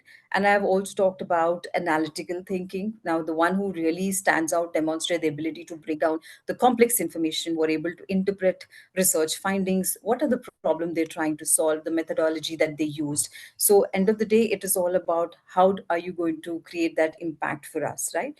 And the lastly is the collaboration. So we talked about the candidates who naturally acknowledge the contribution of others, describe teamwork experiences. You may really underestimate these answers, like when you're talking about one of your achievements, you completely leave others out of the equation. But somewhere it signals that would you really be able to work with the cross collaboration team? Because I talked about the amount of cross functional teams that you would be working with is massive, right? So it's really important. And I think the last one I would say is the ownership and initiative. So even at a student level, we can identify whether someone tends to take initiative. The one who often described the situation where they've initiated, took a responsibility for their part of the work, how have they solved problems, not waiting for instructions. So I think these are the accountability and leadership potential that we can see at a very early stage, your career stages. All right, perfect. Thank you so much, Sindhu, for that. Thanks for joining us today and for an excellent talk and for responding to Pleasure. the questions which came across. Thank you so much, Sindhu. Thank you, everybody. Wishing you all the best. Thank you, Ashish, for inviting me on this. Thank you Thank so you. much. Bye, everybody. All right, let us now move on to our last but not the least topic of the day, which is common errors in statistics. And for that, we have with us Dr. Dhyaneshwar Kurle, additional professor, Department of Pharmacology and Therapeutics at GS Medical College and KEM Hospital, Mumbai. Dr. Dhaneshwar Kurle, an academic leader in pharmacology, combining 2 decades of teaching excellence with translational research impact. As additional professor and head of neuropharmacology lab and telemedicine department, he bridges bench science, digital health, and clinical relevance to advance evidence-driven therapeutics. A nationally recognized speaker and a postgraduate mentor, he is known for curriculum leadership, methodological rigor, and mentorship that builds future-ready clinicians and scientists. This scholarship spans 25 peer-reviewed publications and award-winning research recognized at national and international forums, underpinned by deep expertise in research ethics, experimental pharmacology, and scientific communication. With that, please join me in welcoming Dr. Kurle on stage. So, over to you. Just um, good afternoon, everyone. Am I audible? Yes, sir. Oh, so thank you very much, Ashish sir, for the introduction. I want to thank my HOD, Dr. Sandhya madam, my senior colleague, Dr. Padmaja madam, and team AstraZeneca for giving me this opportunity to talk on common errors in statistics. So last week, Athia madam has already covered importance of evidence-based medicine in medical affairs. She has covered many important things like how to minimize bias. Then she covered importance of p-values, confidence interval, etc. So she has made my job somewhat easy. So this is a overview of my talk. I'll be covering common statistical errors, how to identify them, how to correct them, and how to prevent them. So statistical errors are in medical research are surprisingly common. You'll find as many as 54%, 79% errors are reported in few journals. Even the journals having high impact factor like say Science, Nature, they have seen about 15% of errors in statistical errors. So why should you as a MSI or medical advisor know about these statistical errors? Because it can have huge impact on medical affairs function. It can lead to misleading communication, loss of credibility, fair balance violations, and failure to distinguish statistical and versus clinical significance. So types of errors can be broadly classified as errors in study design, errors in collecting data, errors in analysis, choosing the wrong test, errors in reporting, and finally, interpretational errors. So in methodology, there is a statistical method section which is often poorly reported. It is the most ignored section amongst all. Details of all statistical tests and models should be reported in sufficient details to enable the reader to understand what has been done. The outcomes being analyzed and which comparisons are being made should be clearly stated, and details of how the results are reported should be mentioned. Study design. It is one of the most important thing in any kind of research. If you choose wrong design, you will get wrong result. So primary outcome measure should be clear. So very often you will find that such outcome is not clear. Then inclusion and exclusion criteria should be properly mentioned, because you have to make sure that all the groups, they are as homogeneous as possible. Then randomization blinding method may be unclear. So all these things are important to minimize bias and decrease the type 1 error, that is nothing but your false positive error. And a prior analysis plan should be made so that it's clear that the research isn't the result of a fishing expedition. Hypothesis. Well, hypothesis is the first and foremost thing. You start with any research with your hypothesis, or hypothesis should be clear. So your research question, it depends upon hypothesis. So how do you start? You start with a null hypothesis, and then you reject null hypothesis by using statistical test. And if p-value comes less than 0.05, you say it is statistically significant. But many times it happens exactly reverse manner. Means people test hypothesis suggested by data. So they collect the data and they try to see all the possible analysis we using different tests, and then they come up with hypothesis which has that less p-value, which is less than 0.05. So it is called as double dipping, and it is a wrong method. You can, if you are conducting a study and if you come with some interesting finding, you can propose or you can generate hypothesis, but you cannot test the hypothesis. New data is needed to test hypothesis discovered through exploratory data analysis. Then sample size. Many times sample size calculation is not mentioned, or the wrong calculation is given. See, if sample size is not calculated properly, then you cannot generalize your finding to entire population. Studies with too low subjects are underpowered. So a difference won't be found even if a real difference exists. So it is called as type 2 error or false negative error. So you need sufficient sample size. So how do you calculate sample size? It is based on primary outcome. It depends upon expected effect size. So that is you need two means, to standard deviation, you need difference of in proportions. Then you can get all this information from previous studies, or you have to conduct pilot study to calculate the sample size. Assuming that power, which is generally kept at 80% or 90%, and alpha level at 0.0, alpha error at 0.05. Then coming to outliers. See, outliers are a part of any research. You'll get outliers. So how do they in fact impact the your finding? They basically increase your standard deviation and it results in skewed data. So you won't be able to use your parametric test if the data is skewed. And if the standard deviation increases, again, there is a less chance of getting statistical significance. Your p-value will invariably increase. So whether to include or not include outliers. Well, before coming to outlier, you have to make sure that before you should not start analyzing any data straight away. You should do data cleaning first. So what is that? That means you should graph and explore the data first. You have to look for any clumping of data. You have to look for any outlier. If outlier is included because of some typo error or some mistake, then yes, then you can eliminate this outlier. But if it is a real value, then you should include the outlier because it may be conveying some important information. Then you can use methods which are not easily influenced by outlier. Like you can use median and interquartile range instead of mean and standard deviation. You can use non-parametric test instead of parametric test. Then using the wrong statistical test. Well, many times people end up using parametric state test instead of non-parametric test.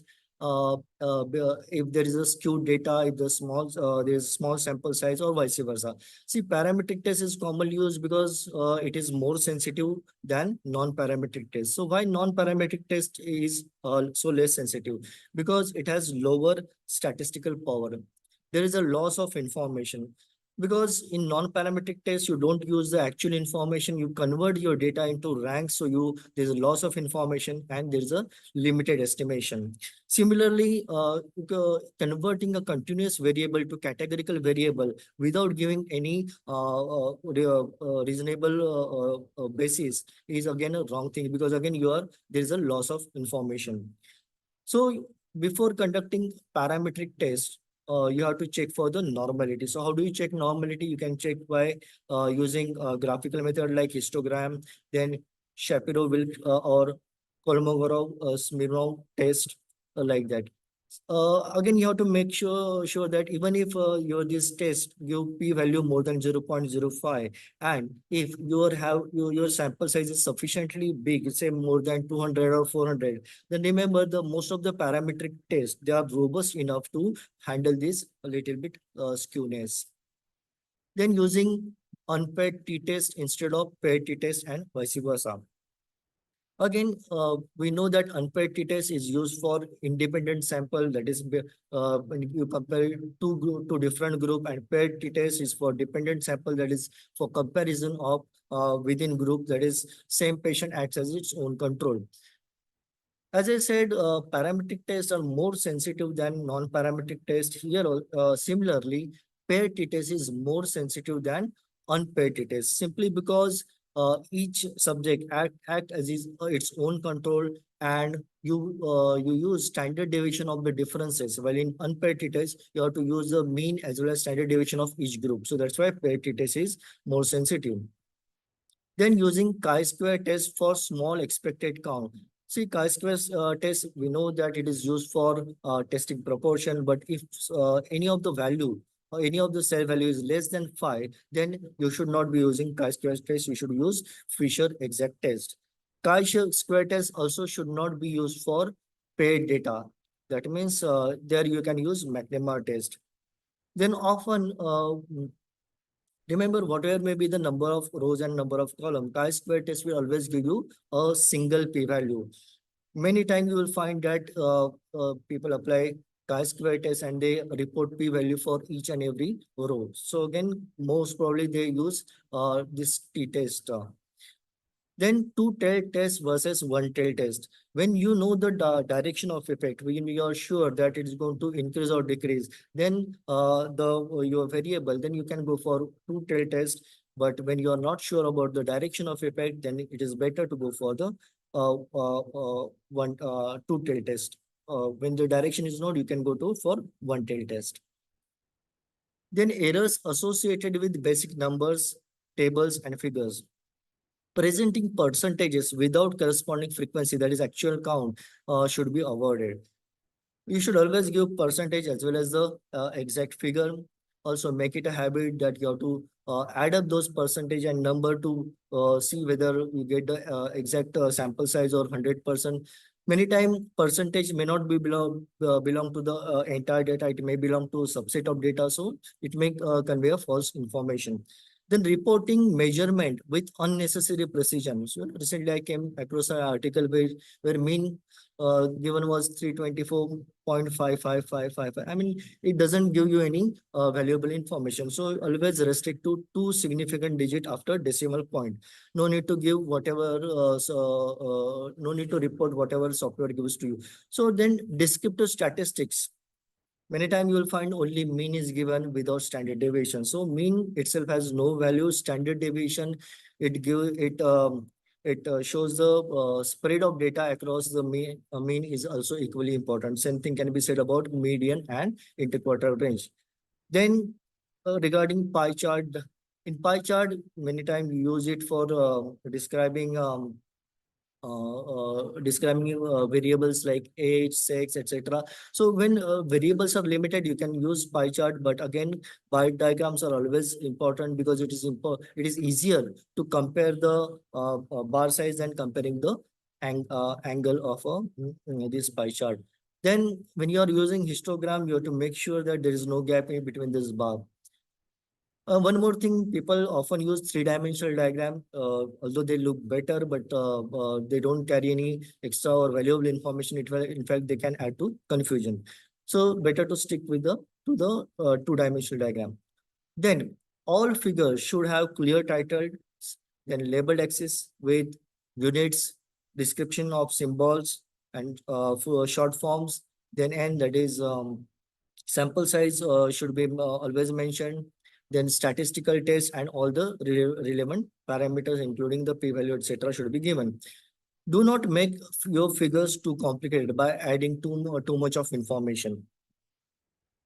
Then other common errors which I found that they do not compare within group, or they don't compare between groups. See, both these comparisons are equally important: within group comparison as well as between group comparison. In fact, if the baseline is not matching, you cannot go for between group comparison. Then coming to sampling and sample size, drawing inappropriate inferences from non-random samples. Like, see, whatever may be your sample size, if your sampling method is not appropriate, if your sample is not a representative of population, whatever you get, the answer you get is going to be wrong. Irrespective of your sample size. So sampling method, sample size are very important, and generalization can be made if the sample size is representative of your target population. Then report details of the selection process and demographic data. If your small sample size, it has low statistical power, it will not be able to detect minor differences. So it will lead to type 2 error, that is false negative error. Then inflating sample size by pseudo replication is another common mistake. So many times if you're conducting study and only if you if you are conducting study with 100 sample size, 90 patient data is already available, then there is a tendency to just copy and paste data or randomly copy and paste to make it 100. Again, it is a wrong. Every sample has to be independent of each other. You will get a wrong data. Or let us say, take an example of you are evaluating the effect of antihypertensive drug, and you are calling the patient in your every week. So when you check the blood pressure, you generally check what you take 3 reading and take the average reading of that. But again, in that case, you have to use only 1 average reading. You cannot use 3 reading. Again, it will inflate the sample size and it will lead to false positive error. Baseline information, many times it is not given, it is incompletely given, or it may not be matching. So always you have to look for the baseline characteristic and whether they are matching or not. And if it is not matching, then what you can do is you can compare the differences, or you can use tests like analysis of covariance, which adjusts the baseline according to the final value, and then propensity score matching. It is kind of it stratifies and match the sample according to their characteristics. So such things can be done if baseline information or characteristics are not matching. Then using standard error and standard deviation. Many times people use standard error instead of standard deviation as a measure of variability.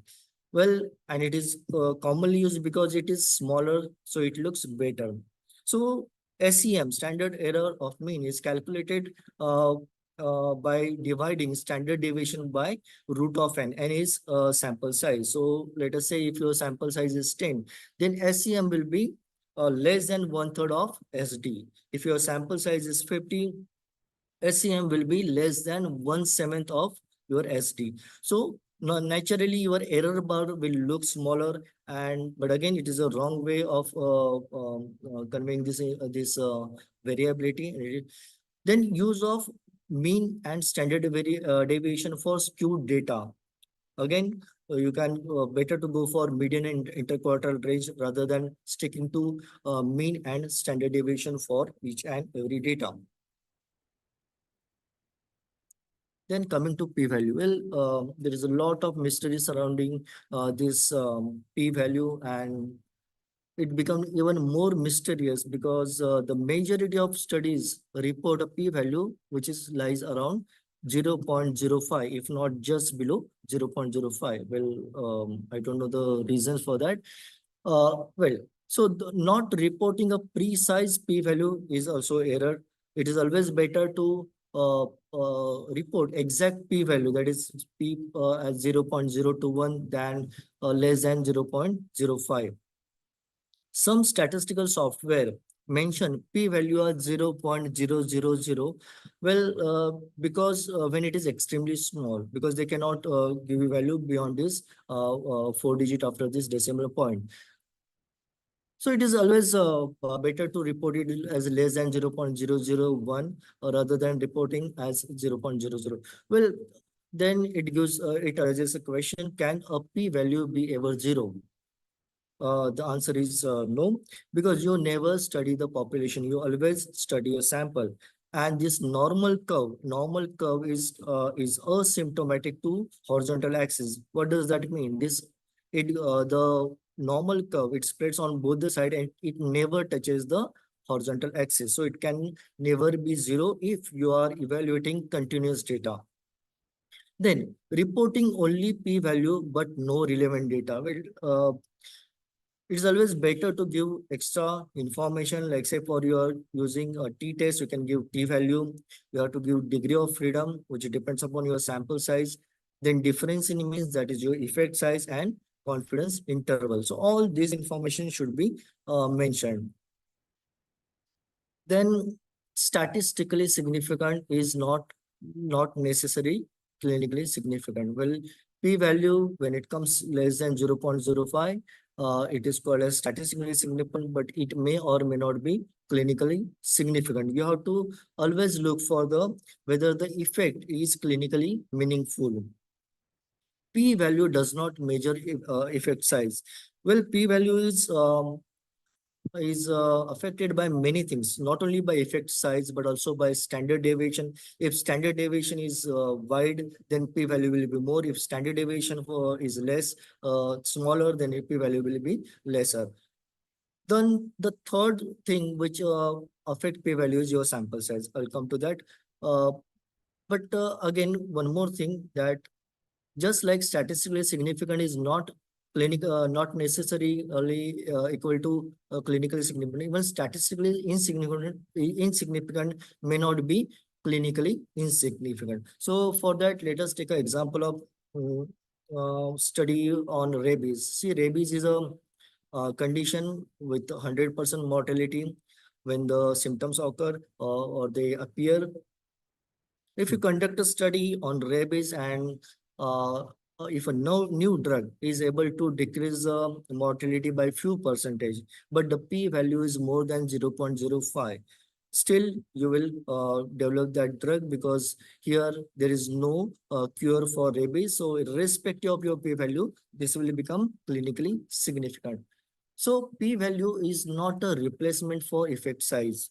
I told you the p-value is a function of difference in mean, difference in standard deviation, and it is also a function of sample size. So let us see how the sample size affects your p-value. So for example, if we take two group A with a mean of 10 and standard deviation of 5, if group B with a mean of 15 and standard deviation of 5. Now we'll keep this both mean and standard deviation equal. And if you will change the sample size, let us see how it affects the p-value. So this sample size is a per group. So, and this p-value is for unpaired t-test. So two groups. So if per group sample size is 5, p-value will be 0.152502. Again, it is insignificant. If you keep the mean standard deviation same and increase sample size to 10, it will become 0.038. It will become statistically significant. Sample size per group is 20. The p-value will become highly significant, 0.03. And if you increase the sample size to 50, it will become 0.00003. That is extremely significant. So you can see that p-value can be also affected by your sample size. So all these three things can affect your p-value. So you have to look for not only p-value, you have to look for the sample size, and also you have to look for the effect size. So for example, if there's an anti-obesity drug, and there's a new anti-obesity drug which significantly decreases the weight by with p-value less than 0.001. So it is a highly significant. So naturally you will ask what is the effect size? So if the effect size say it is only 500 gram, then will anybody be interested in your anti-obesity drug? The answer is no. So you have to not only look for the p-value, you have to look for the effect size. And when can it happen? It can happen when your sample size is huge. When you have thousands of patients, then it will be able to detect even small difference as low as 100 gram. So it becomes again meaningless. Now, before going further, I must say that this sample size and p-value comparison information which I gave is somewhat incorrect. Why it is incorrect? Because unpaired PT test is a parametric test, and you have to make sure the sample size should be more than 30 before applying it. So why this sample size is important? So that's why you can say that first three readings may not be. So it was used only as an example, and it is wrong. Let us see why it is wrong. So this now will come to normal curve and sample size. So this is a student T distribution. This x-axis shows z value. So this is a normal curve that is in light blue. So we know that mean is in between, and plus and minus 2 standard deviation will cover 95% of data. If you have less sample size, that is less degree of freedom. Now you can see this, the smaller curve. This also looks like a this bell-shaped curve, but there is a difference. Although it looks like a normal curve, you can see the height of curve is less, and the tails are thicker on either side. That means less information is gathered in center, and more information is going to both the extreme. As you increase the sample size at around 13, then your T distribution matches with that of Z distribution, and then only you can use your parametric test. Then coming to confidence interval. If you ask me what is more important than p-value, what is more important than effect size, then perhaps it is a confidence interval. So you should not be ignoring the measures of uncertainty in estimate. How the confidence interval is calculated? it is mean difference plus minus 2 standard error of mean. So 2, it should be ideally, it should be 1.96, which is a Z value. So what does it mean? Confidence interval provides more information than p-value. They indicate both magnitude and precision. So if you get effect size, that is a mean difference, and if you add and subtract to SEM, then you get a range, and that is a confidence interval. And what does that mean? If you conduct this study 100 times, the confidence the mean value of the population will fall within this confidence interval on 95% of time. So it gives you the information about both magnitude as well as precision. So if you have wide confidence interval, that means there is a imprecision in your finding. So it is very important to understand what p-value is not. P-value is not a probability of the hypothesis. It doesn't tell you that 95% of time you are accurate on 95% of time. It is not a proof of importance. It is not a proof of truth. It is not a measure of chance. It is not a fixed threshold. You can use 0.1, 0.01, or you can use 0.1. But again, 0.05 is very commonly used because it is easier for us to compare our study with other study. Then it is not a replacement for effect size. P value doesn't tell you that whether the analysis which you made is correct or wrong, whether you have chosen a correct statistical test, whether you have made sure there is a you have minimized the bias. So p-value doesn't give you or any of this information. So what is p-hacking? P-hacking is analyzing without a plan. It is called as p-hacking. That is selective reporting of p-value. So you go for all the possible correlation and analysis, and you selectively report the p-value, which is the smallest one. You should avoid trying multiple tests and only reporting the test result with smallest p-value. The failure to adjust p-value for medical multiple testing can lead to type 1 error or false positive error. So what is, because higher the probability of finding a significant result is purely by chance. If you are going to test 10 and 20 variables, by chance you are going to find some kind of difference in some of these variables. So what is the way out? You have to do the adjustment method like Bonferry correction. So what is that? So if you want to check 5 variables and you have kept your alpha error at 0.05, you have to simply divide your p-value, that is 0.05, into 5 parts.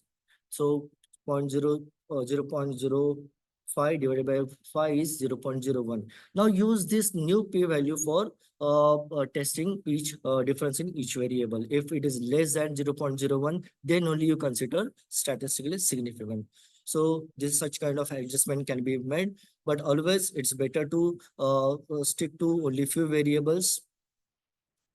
Then correlation is not causation.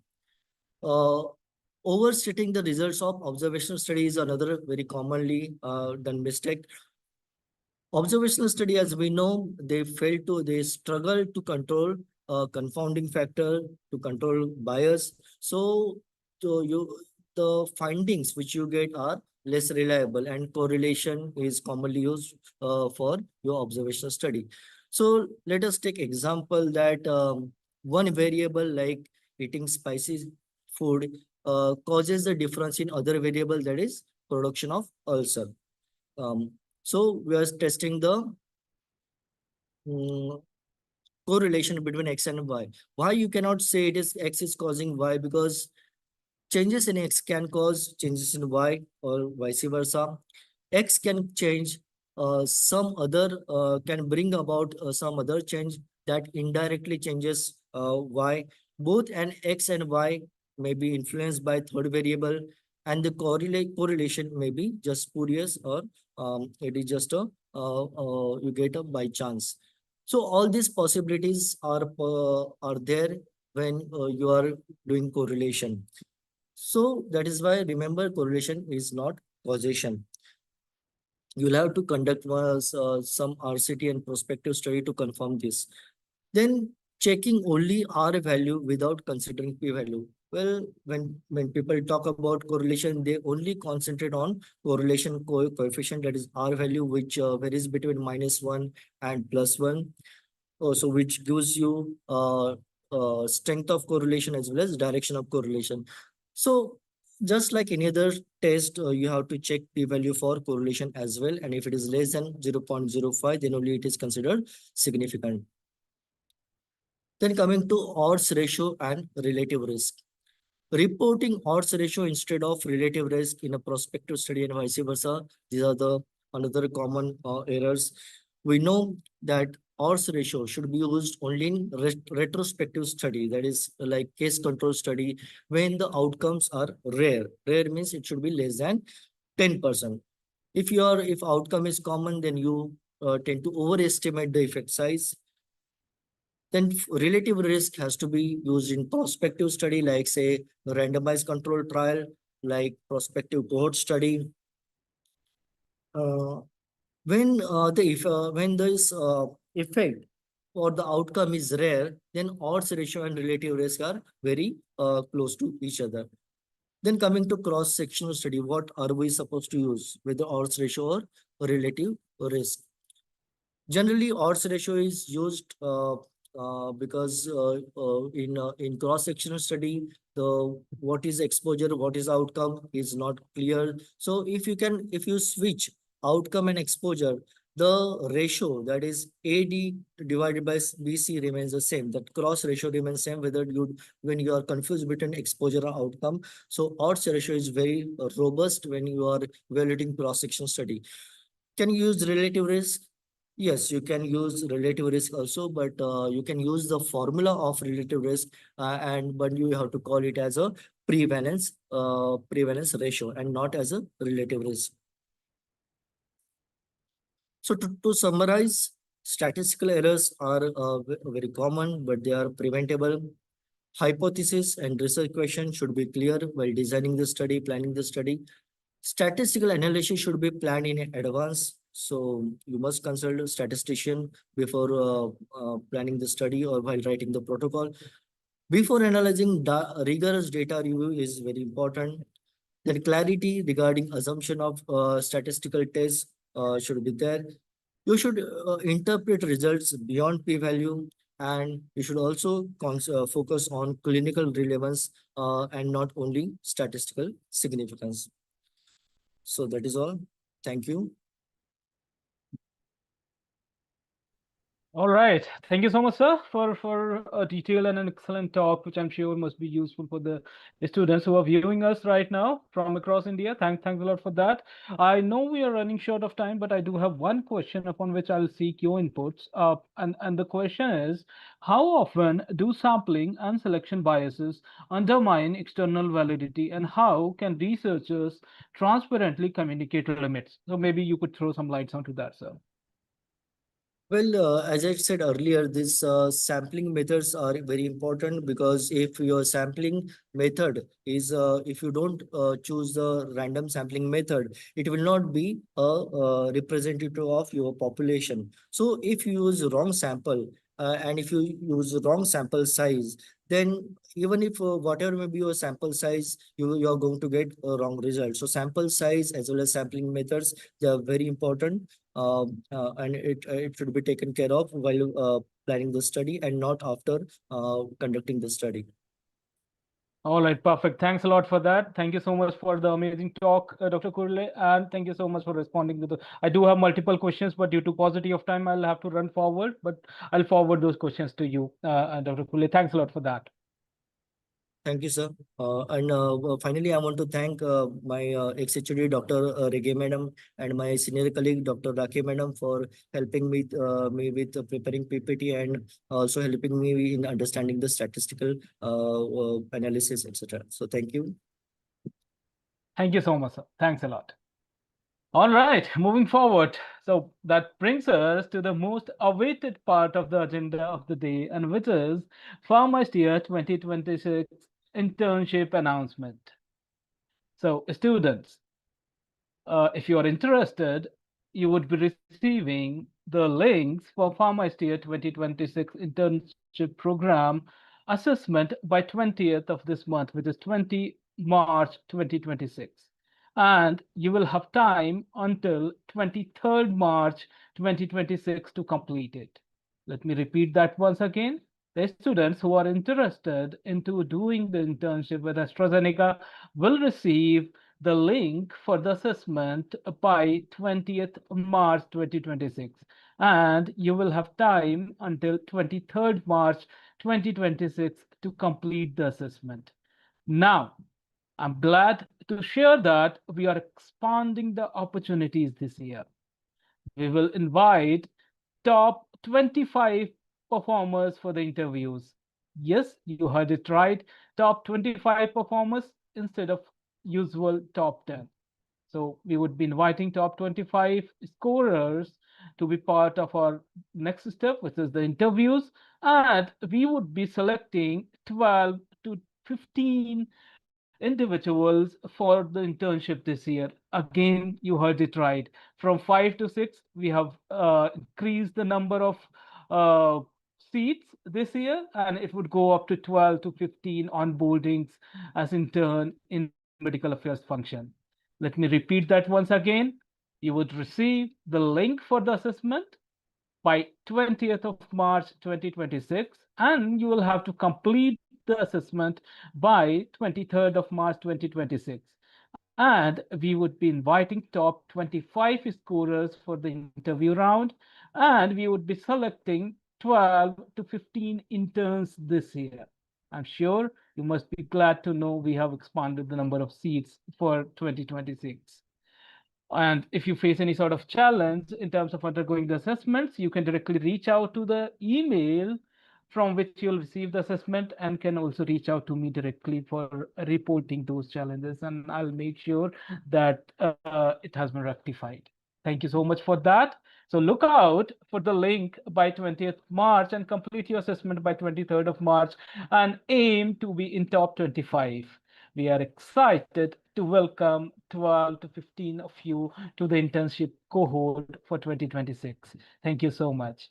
With that, let me thank all the core team members of PharmaSteer 2026 and to the speakers and to the amazing audience for being with us during all the 4 Saturdays and contributing to the success of PharmaSteer 2026.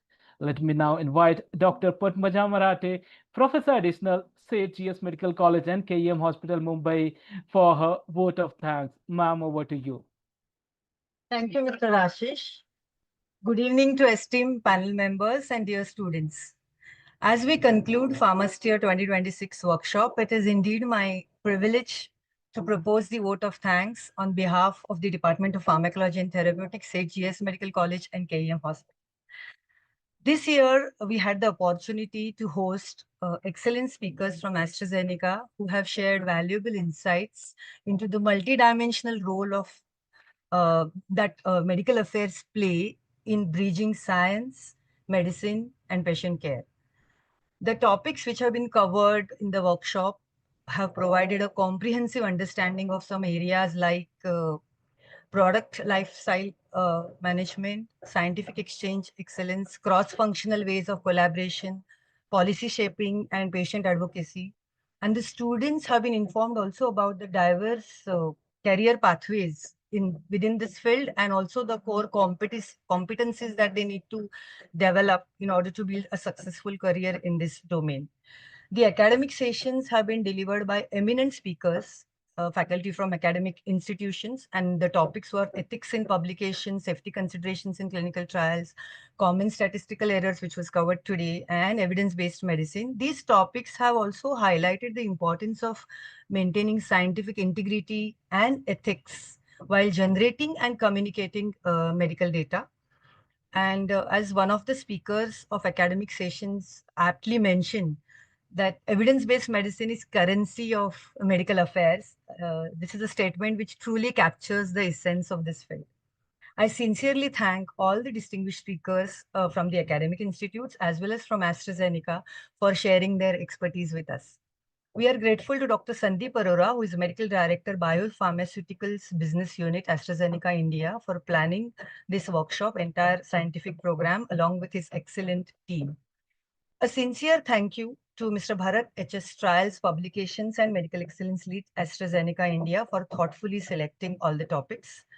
We would like to acknowledge with gratitude Dr. Viraj Rajadhyaksha, who is the Lung Regional Franchise Head, International Markets, AstraZeneca, and an alumnus of our department, who has been the driving force behind initiating this workshop way back in 2020.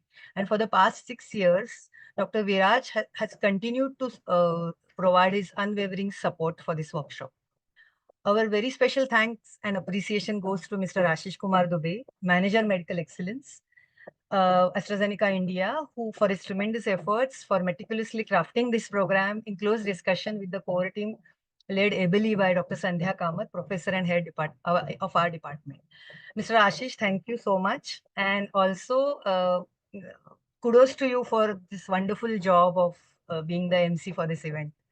This program would not have been possible without the support of our Dean, Dr. Sangeeta Rawat, and the excellent cooperation extended by all our departmental staff members. We are thankful to Mr. Rajesh Sharma, Chairman, and Mr. Nirav Shukla of MICE Ideas Private Limited, the event management company, for efficiently managing the virtual platforms. And finally, a very big thank you to you, all dear students, for your keen interest and enthusiastic participation. I hope that you have enjoyed this enriching academic experience. And we look forward to your feedback and suggestions, which would help us to make this workshop even more meaningful in the future. So thank you, everyone. Goodbye and have a great weekend. Over to you, Mr. Ashish. Thank you so much, ma'am, for that. Thank you so much, everyone.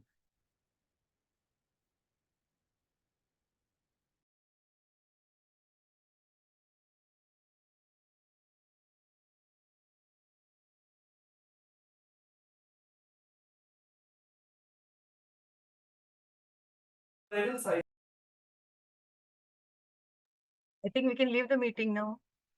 Yes, ma'am. Yes? Thank you, ma'am. Thank you. Yes, thank you.